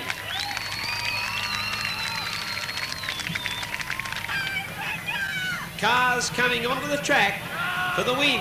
1996 Australian Super Sedan Championship. You cheer for your favourite driver.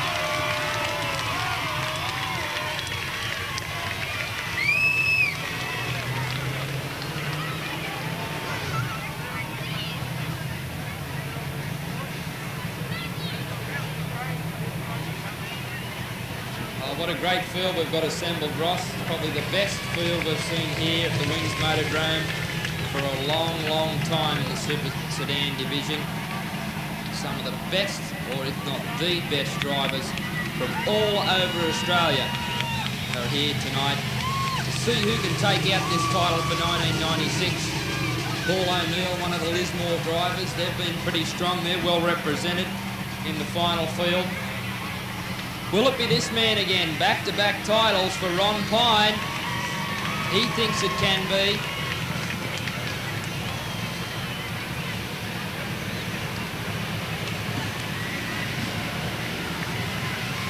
Steve Francis, the visiting United States driver, he'll be trying his hardest to take it back to the States. John Brown, another one of the locals. Johnny Leslide, who does fairly well here. Wayne Randall, not Steve, as I said earlier on, the umpire. Wayne Randall, I apologise to Wayne. The RX-7 seems to be running very well for him. He's no doubt had a look at the track and set the car up to conditions he thinks might happen. Alan Baker's out there as well. Peter Lowe, the Victorian. Robert Gray, the Western Australian. The Meekatharra Missile, his nickname, in the 95 Trans Am. And a great array of cars too, all different sorts. Even a little RX-7, the rotary of Wayne Randall. Larry Nelson, he's been the quiet achiever, the Queenslander. Big Bad Bert Vosbergen, the West Aussie. The current Queensland champ, Lindsay Hawkins. What a great field. Benny Ludlow, Tanya Peacock, Mick Nicola, Ross Brims and Steve Stewart, the South Australian champion. Well, that looks about the field, and what an impressive field. I'm just thankful I've had the privilege to be here tonight and witness this great spectacle of Super Sedan racing. Yeah, it's fantastic. A big thank you to Wins for their wonderful support for the presentation of these titles. We're getting them packed up behind the French Brothers Tyres Pace vehicle. Then we'll give them the Speedway salute, the opportunity to thank the fans for being here. We're about to give the Speedway salute and we're about to fire into the running of the 1996 Wins Australian Super Sedan Championship. There's the cross flags. We're under the Speedway salute.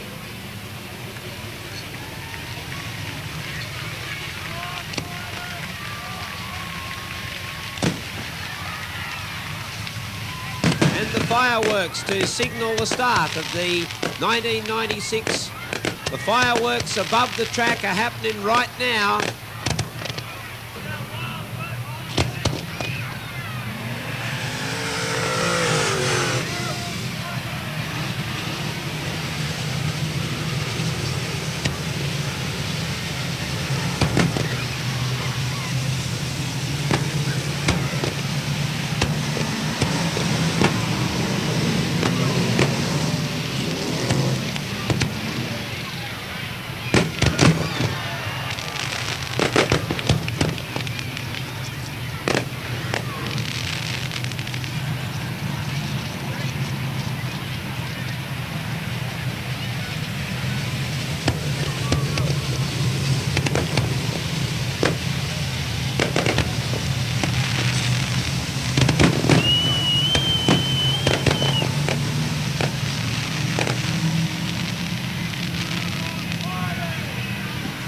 That's it, ladies and gentlemen, a fireworks start to our 1996 Australian Super Sedan Championships, and they are away.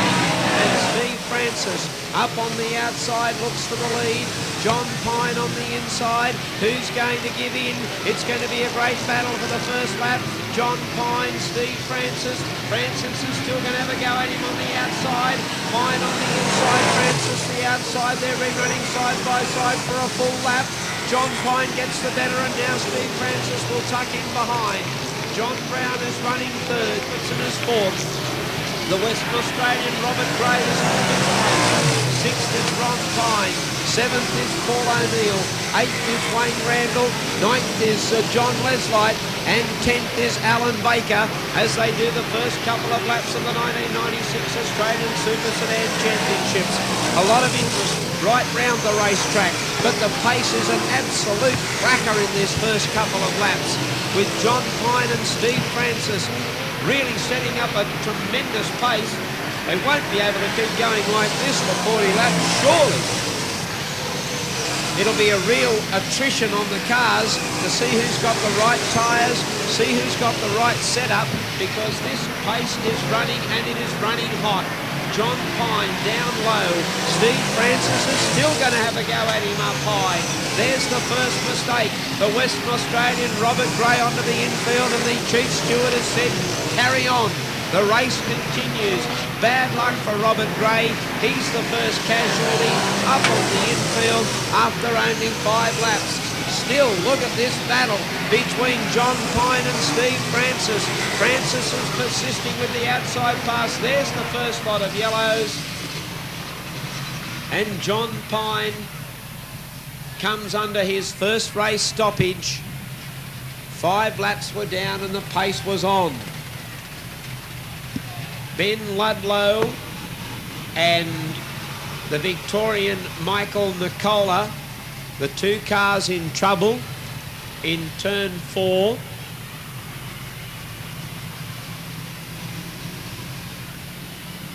And Steve Stewart is to go to the rear of the field.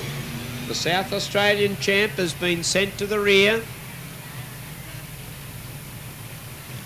Robert Gray, I assume he could probably rejoin the car race, but he will be down at least 2 laps, maybe even 3. And we've got a single file restart. tension starts to build up again. They've shaken off all the tension of the first couple of laps, but then it comes back on again, knowing that whatever advantage they established has now been wasted because there's a restart.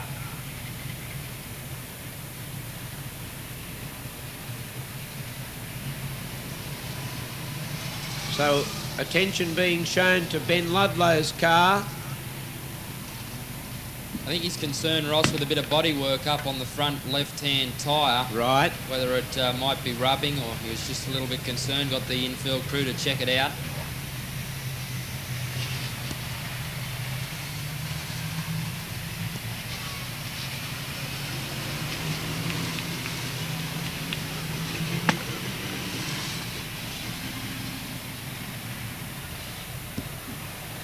Lights are out.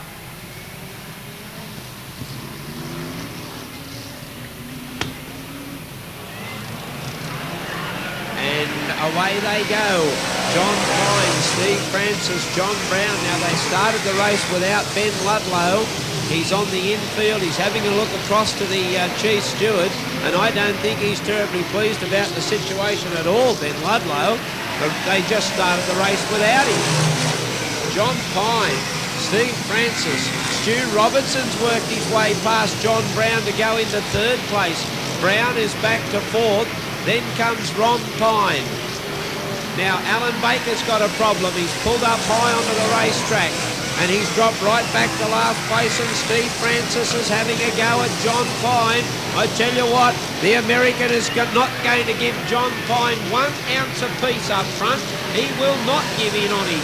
And Francis, what a drive he's turning on. He's powering, would you believe, on the outside of John Pine. He's travelling twice the distance. So what power must this car have to stay with John Pine? Well, he's really testing things out at the moment, Francis. He's up very, very high. He might have thrown it away this time. Yes, he has.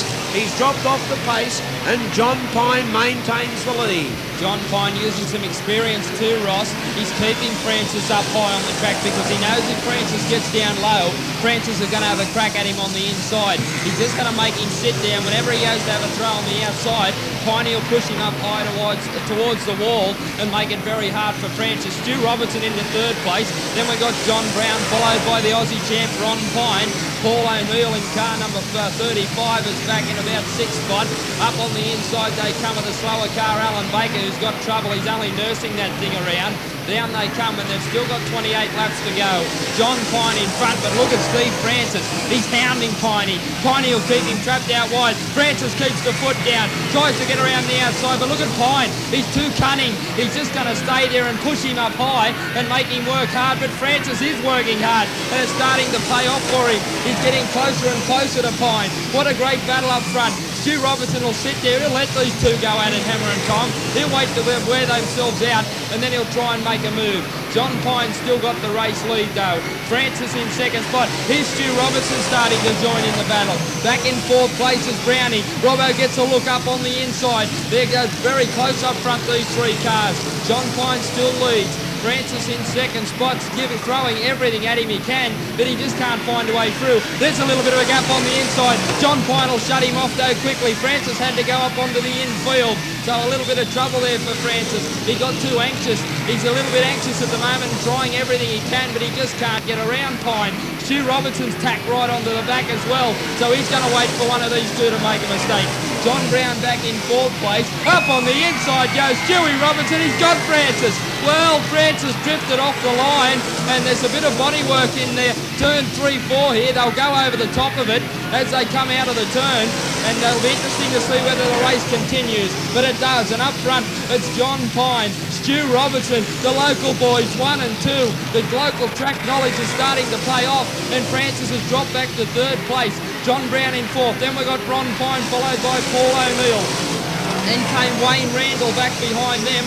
Johnny Leslight was next. Then came Nelson, the 49 car. Stewart making his way up as well. So they're the top about a dozen drivers. Coming down with 21 laps to go. John Pine in front.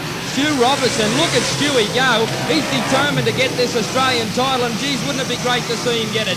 In second spot, he's starting to hound. There's trouble in back straight away. Tanya Peacock's involved, and Alan Baker, Ross was only, more trouble up in turn 1-2, and it looks like it might be Litre, Randall and Nelson might be the three in trouble. We've also got trouble with Paul O'Neill, who's thrown sideways, I think, to miss, but Alan Baker just seemed to be dribbling around the outside. Yeah, he had problems. He got problems very early, Joel, with only about 10 laps into the race. Baker had dropped right back to the tail of the field, and I think he was just planning on moving round and round and round the racetrack. But then I think what happened was that he realised it was a heck of a long way to go, 20 laps. I think he tried to come down off the track. I don't know, I didn't see the incident. I'm just listening to officials discussing it. I think he tried to come down off the track and may have collided with Tanya Peacock. There's fire too, Ross, in the Vosbergen car. The back of that is flames coming out the back. Bert Vosbergen's car. Up in turn 1, there's flames at the back, so we want to keep an eye on that. There's definitely flame under the back now. It's starting to rear up. So we need someone over the infield fire crew to turn 1-2. Vosbergen, the West Australian, has got fire in the back of that car. Right on the spot, though. They've extinguished it, so the situation has been nullified. But things starting to heat up, and Ross, things starting to take the toll on some of the cars as well. Oh, gee, the pace has been a cracker. What about this battle between John Pine and Steve Francis to start off with? I mean, they ran side by side for something like 6, 7, maybe 8 laps. Then Steve Francis still persisted with that outside pass. It didn't work for him. The gamble didn't pay off. He got out too wide.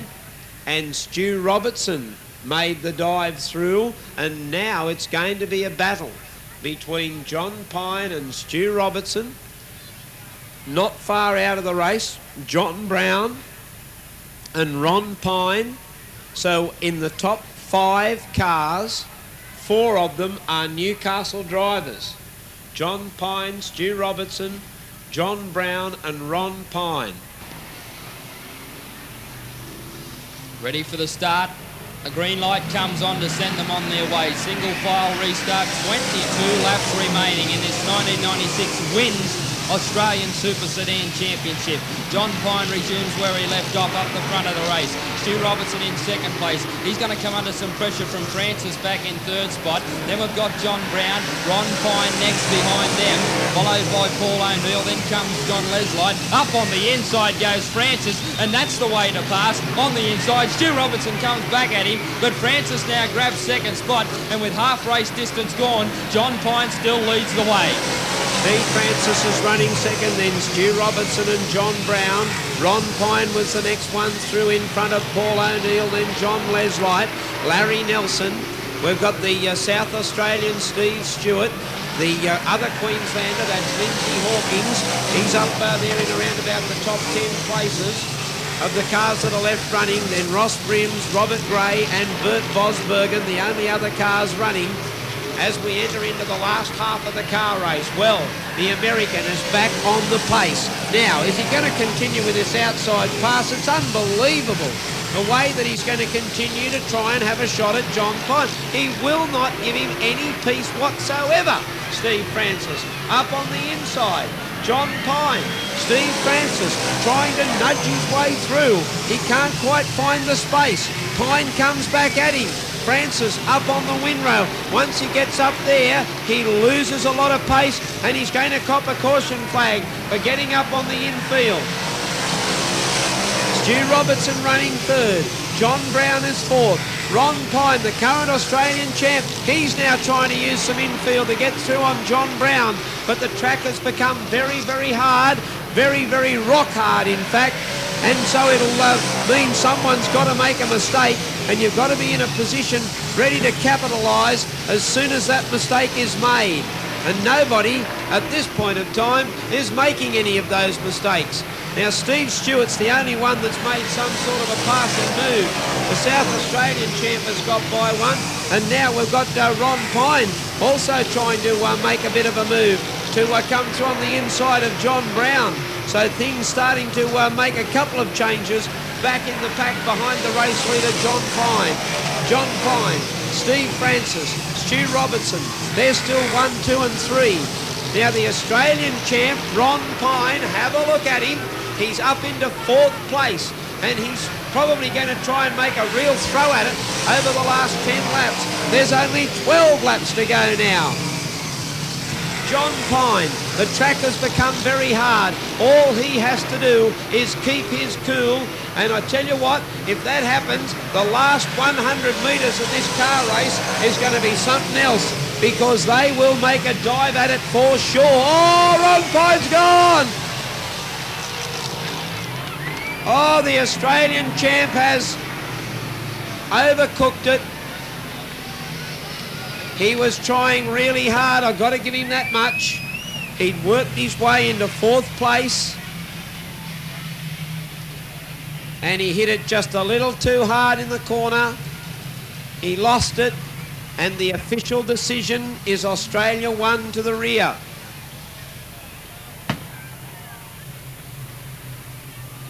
Well, the track has certainly hardened up,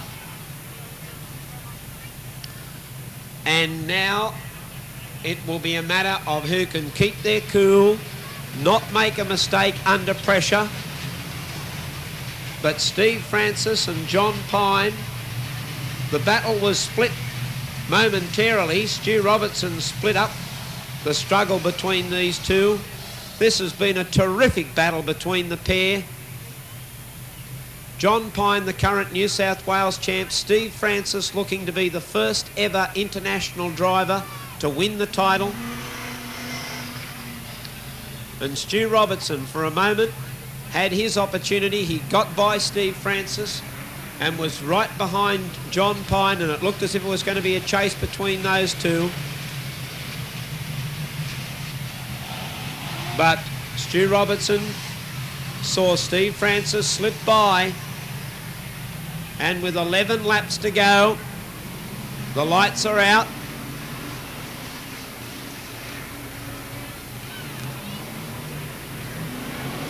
And away they go. John Pine, Steve Francis, then Stu Robertson, followed by John Brown. Then comes Paul O'Neill, John Leslie. The next one through Steve Stewart, the South Australian. He started to make some inroads in this last couple of laps. But with only 10 more laps to go to decide the Australian title, we've got cars running nose to tail, and it's going to be mistake-free racing from here on in if these drivers want to hold their placings. John Pine, Steve Francis, Stu Robertson, then John Brown, Paul O'Neill, John Leslie, the South Australian Steve Stewart. Then comes Lindsay Hawkins, followed by Ross Brims. Larry Nelson's dropped back. Ron Pine is second last, and Robert Gray, the Western Australian's last. And here's Francis having another go at John Pine, but will he throw second placing away? 8 more laps to go. Well, Stu Robertson, Ross is sitting in 3rd spot. He's going to hope that Francis has another crack on the outside because he's losing a ton of ground. John Pine leads. 2nd spot, the United States driver, Steve Francis. Then comes Stu Robertson sitting in 3rd. Those 3 drivers are starting to break away now from John Brown in 4th spot. Then comes Lismore's Paul O'Neill, and also behind him John Leslie.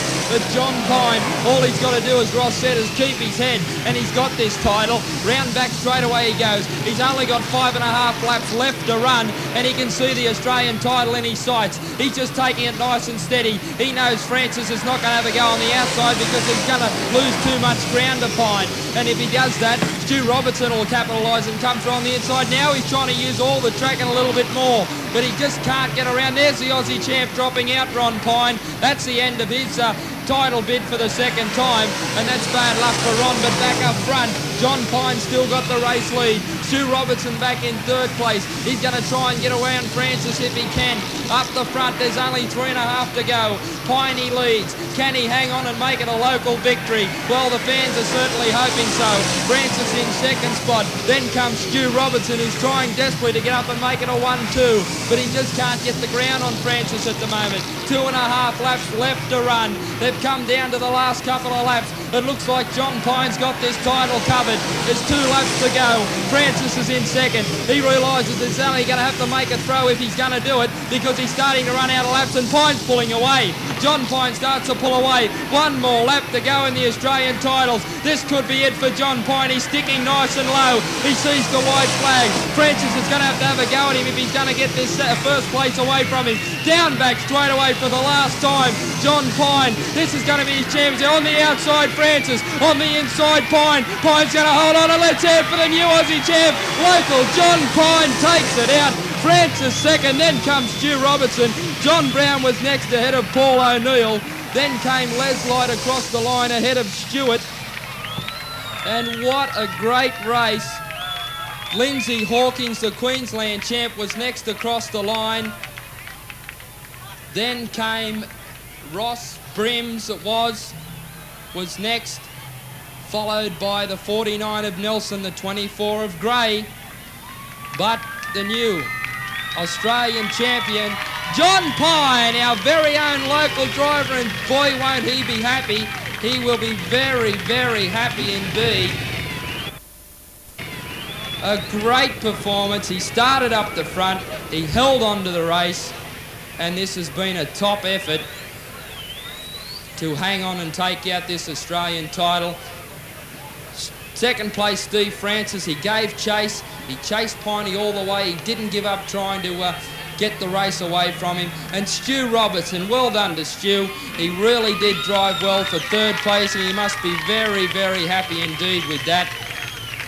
And that's a great performance to get 2 of our local drivers up in the top 3 placings. So the 1996 WINS Australian Super Sedan Championship has been run, and it's been won as well by our very own local driver, John Pine. He takes it out. A great effort. John now receiving his congratulations. He's just getting strapped out. There's no doubt that he worked very, very hard behind the wheel. Steve Francis as well. A good effort by Steve. He just couldn't quite reel him in the end. And Stu Robertson. Gee, Stu's having a great year. He's finished third, and he'll be very, very happy with that, no doubt. He probably would have wanted to grab the win, but third placing when the Australian title's nothing to sneeze at. But we've got some trophy presentations to make, so we'll go down trackside without any further ado, and we'll go down to Ross Allen. Thanks, Joel, and Tony from WINS is here with me. We really do want to thank WINS for their fabulous support, not only for the major sponsorship of the Motordrome for the 95-96 season, but for these particular titles, the Australian Championship titles. The race, well, what a cracker it's been. Joel and I have had the pleasure of being able to call a terrific race. Plenty of action up front all the way, and I suppose a big thrill for us here in Newcastle to have 2 cars up the front of the race. He's had the opportunity to have a sip and cool down a little bit, so let's take the chance now. Ladies and gentlemen, the current New South Wales champion, and now the new Australian champion. Getting a big hug from wife Kerry. John, come on over. I know it's a pretty exciting moment for you. Please accept the sash first of all from Tony from WINS. We thank WINS for their wonderful support. This trophy too on behalf of WINS. My personal congratulations, Cobber. Well done. An Australian title and a New South Wales title. John, it's been a fantastic car race. Well done. Well, I'd like to thank WINS for putting on a show. Peter, thank Christ he changed the track. In the last 3 weeks we've had a magnificent track. And Steve, he put up a hell of a shot at me, and I had to just do everything right. I was actually puffing a bit too much. Ross, the visors kept fogging up. I thought, gee, I've got to beat this bloody American. I'll never hear the end of it. But he done a fantastic job. I'd like to congratulate him. He kept me honest, and we done everything right. Thank you for Tetrans. They come on board this year, and this is one present that we wanted to give every sponsor we've got. And there's a lot of them, Ross, and there's a lot of new people coming on board after tonight. And I just hope that they have the success that I've brought to other people. And to win it the second time, I just hope I can do Australia proud and keep on winning while the grey hairs shine, they say. And the sun's wanting to kick me out of the seat already, but I'll tell you what, he's got to wait for a little while. Okay, I'll talk to you about the race in a moment. I would like to ask Doug Carson, the President of the Australian Saloon Car Federation, to also make the presentation of the championship jacket to you. Sitting on top of John's car is the perpetual trophy that remains with the winner for a period of time until the next championship meeting. It's sitting on top, and I'm sure Doug would like to make that presentation and say a couple of words to you too, John. Thanks very much. Congratulations, John. Where is he? I've lost him. This is a new trophy we've had this year, made and donated by the Blunden family in South Australia.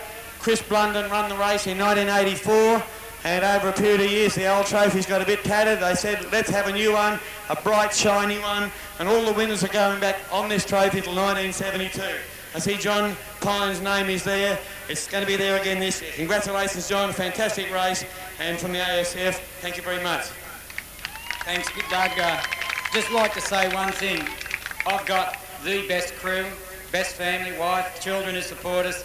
And my crew members work hard. I'll tell you what, they're the people behind the scenes. We went back there and we got around the table. What are we going to do? The car was a touch loose. What shall we do? What did we do to change the car? And you know, we come up with the trumps, and I'm glad that I got a perfect crew, and thanks very much. John, I'm sure the fans would like to know just what was going through your mind with Steve Francis just absolutely hounding away at you. I mean, he kept trying that outside pass. Were you happy that that was the way he was trying to do it? Well, to be honest, you don't see much behind you in these cars, and I've seen the nose a couple of times in a few places, and you know that's real racing. And you know, we just had to, every time we come in the corner, you had to brake at the right spot, turn the car in the right spot, accelerate when you should, and you know, a couple of times you get a little bit sideways because you know, like it's something you can't explain. It's 100% concentration, and if you don't do that, that's where you come undone. Mate, you've done it. Go and enjoy it just for a moment with your pit crew. Second place tonight, ladies and gentlemen. I think he deserves a wonderful round of applause. He provided us with a great championship race. From America, ladies and gentlemen, Steve Francis. Steve, the trophy from Tony and the sash. I'll hold the trophy while you put the sash. And the trophy on behalf of Wins. First of all, thank you for taking part in our Australian title, and secondly, thanks for making it such a great race. It was a beauty. Well, it was probably one of the best races we've run here. The only other race I can think of that I've run here that was close was the one me and Charlie Swartz run here last year. I come out a little better on that one, a little behind on this one. You got to give John and his crew credit. They done everything they had to do. I kept trying the outside, and there just wasn't enough there. And you know, he drove the perfect race. He never made a mistake. Yeah, I guess that was the way we saw it too, Steve. You really did give it everything to try and make that outside pass. It seemed to be the tactic. When you'd given up after a lot of laps trying to make it, the only other way was then to wait for him to make a mistake, and God damn it, he wasn't going to make one. He just never did. I thought I had him one time. He got a little sideways here, but I couldn't get a nose up in beside him far enough going into the corner, and I had to let him back down or spin him out, and I wasn't going to spin him out to win it. Good on him, mate. Great sportsmanship. The fans have been wonderfully appreciative of a fantastic Australian championship. Well done. Well, I'm hoping this will kind of, a show like this will help to get the super sedans back where they need to be in Australia. You know, they've kind of let the sprint cars take over. And, you know, I don't think you could ever seen a better sprint car race than what this super sedan race just was. Fantastic. Steve Francis, congratulations to you. And ladies and gentlemen, third place. First of all, I'll help you with that trophy, Tony. The sash. Yeah, you just get the sash on first. Then get the kiss from Tony. Now the trophy from me. My congratulations to you too. Third place in the Australian title. An absolutely outstanding effort. Newcastle 1 and 3. Well done. Yes, Ross. Fantastic effort. Congratulations to John, Steve, and the track preparation. A bit rough, but I think it's a good race. I'd like to thank all my sponsors. Fantastic people for coming. I got that many sponsors, I don't know what to say. But, Bruce Dimmock here, everybody sponsors us. It's been a great race over the weekend. Pity I couldn't have won, but Well, just for a moment there, Robbo, I mean, you got by Steve Francis. That was a terrific pass. He started to keep getting a bit wide. You capitalised on the mistakes he made. You certainly did give yourself a shot at it. Yes, mate, it's a bit black up here on this main straight. I think he got me there. But, well, he's a good driver, good American driver, so I just hope to be here next year. Well, you will be. I might pick up one next year. Good on you. Stewie Robertson, third place tonight. Congratulations. We've got to get everybody together. Newcastle running 1 and 2 and 3. Again, a very... Doug, you're just giving me the provisional placings? That is official. That is official. Okay. Clear and engine check and okay. Okay, so we've got the all clear. I'll just run through these very quickly for you, ladies and gentlemen. The all clear on the placings in the Australian Super Sedan Championships from the Australian Saloon Car Federation. John Pine, Steve Francis, Stu Robertson, 1, 2 and 3. John Brown, Paul O'Neill, John Leslight, Steve Stewart from South Australia, Lindsay Hawkins from Queensland, Ross Brims, Larry Nelson and Robert Gray. They are the official placings in the championships. Again, a very, very big thank you to Wins and to Tony and your wonderful organisation. Thank them very much for their support. It truly is a wonderful group, the Wins group. Congratulations to Peter Gerbiel, our promoter, his third Australian Super Sedan Championships here at the Motordrome. 4 all up because he did conduct the very first one that was held at Tralee in Canberra back in the early 70s. Ladies and gentlemen, a very big thank you to you and to the boys and girls for being with us tonight, and I think making this Australian Super Sedan Championships one of the memorable races. A terrific finish. John Pine, Steve Francis and Stewie Robertson, 1, 2 and 3. And for you Newcastle fans, as you can hear, we had John Brown in 4th place officially, so in the top 4 cars, 3 Newcastle drivers.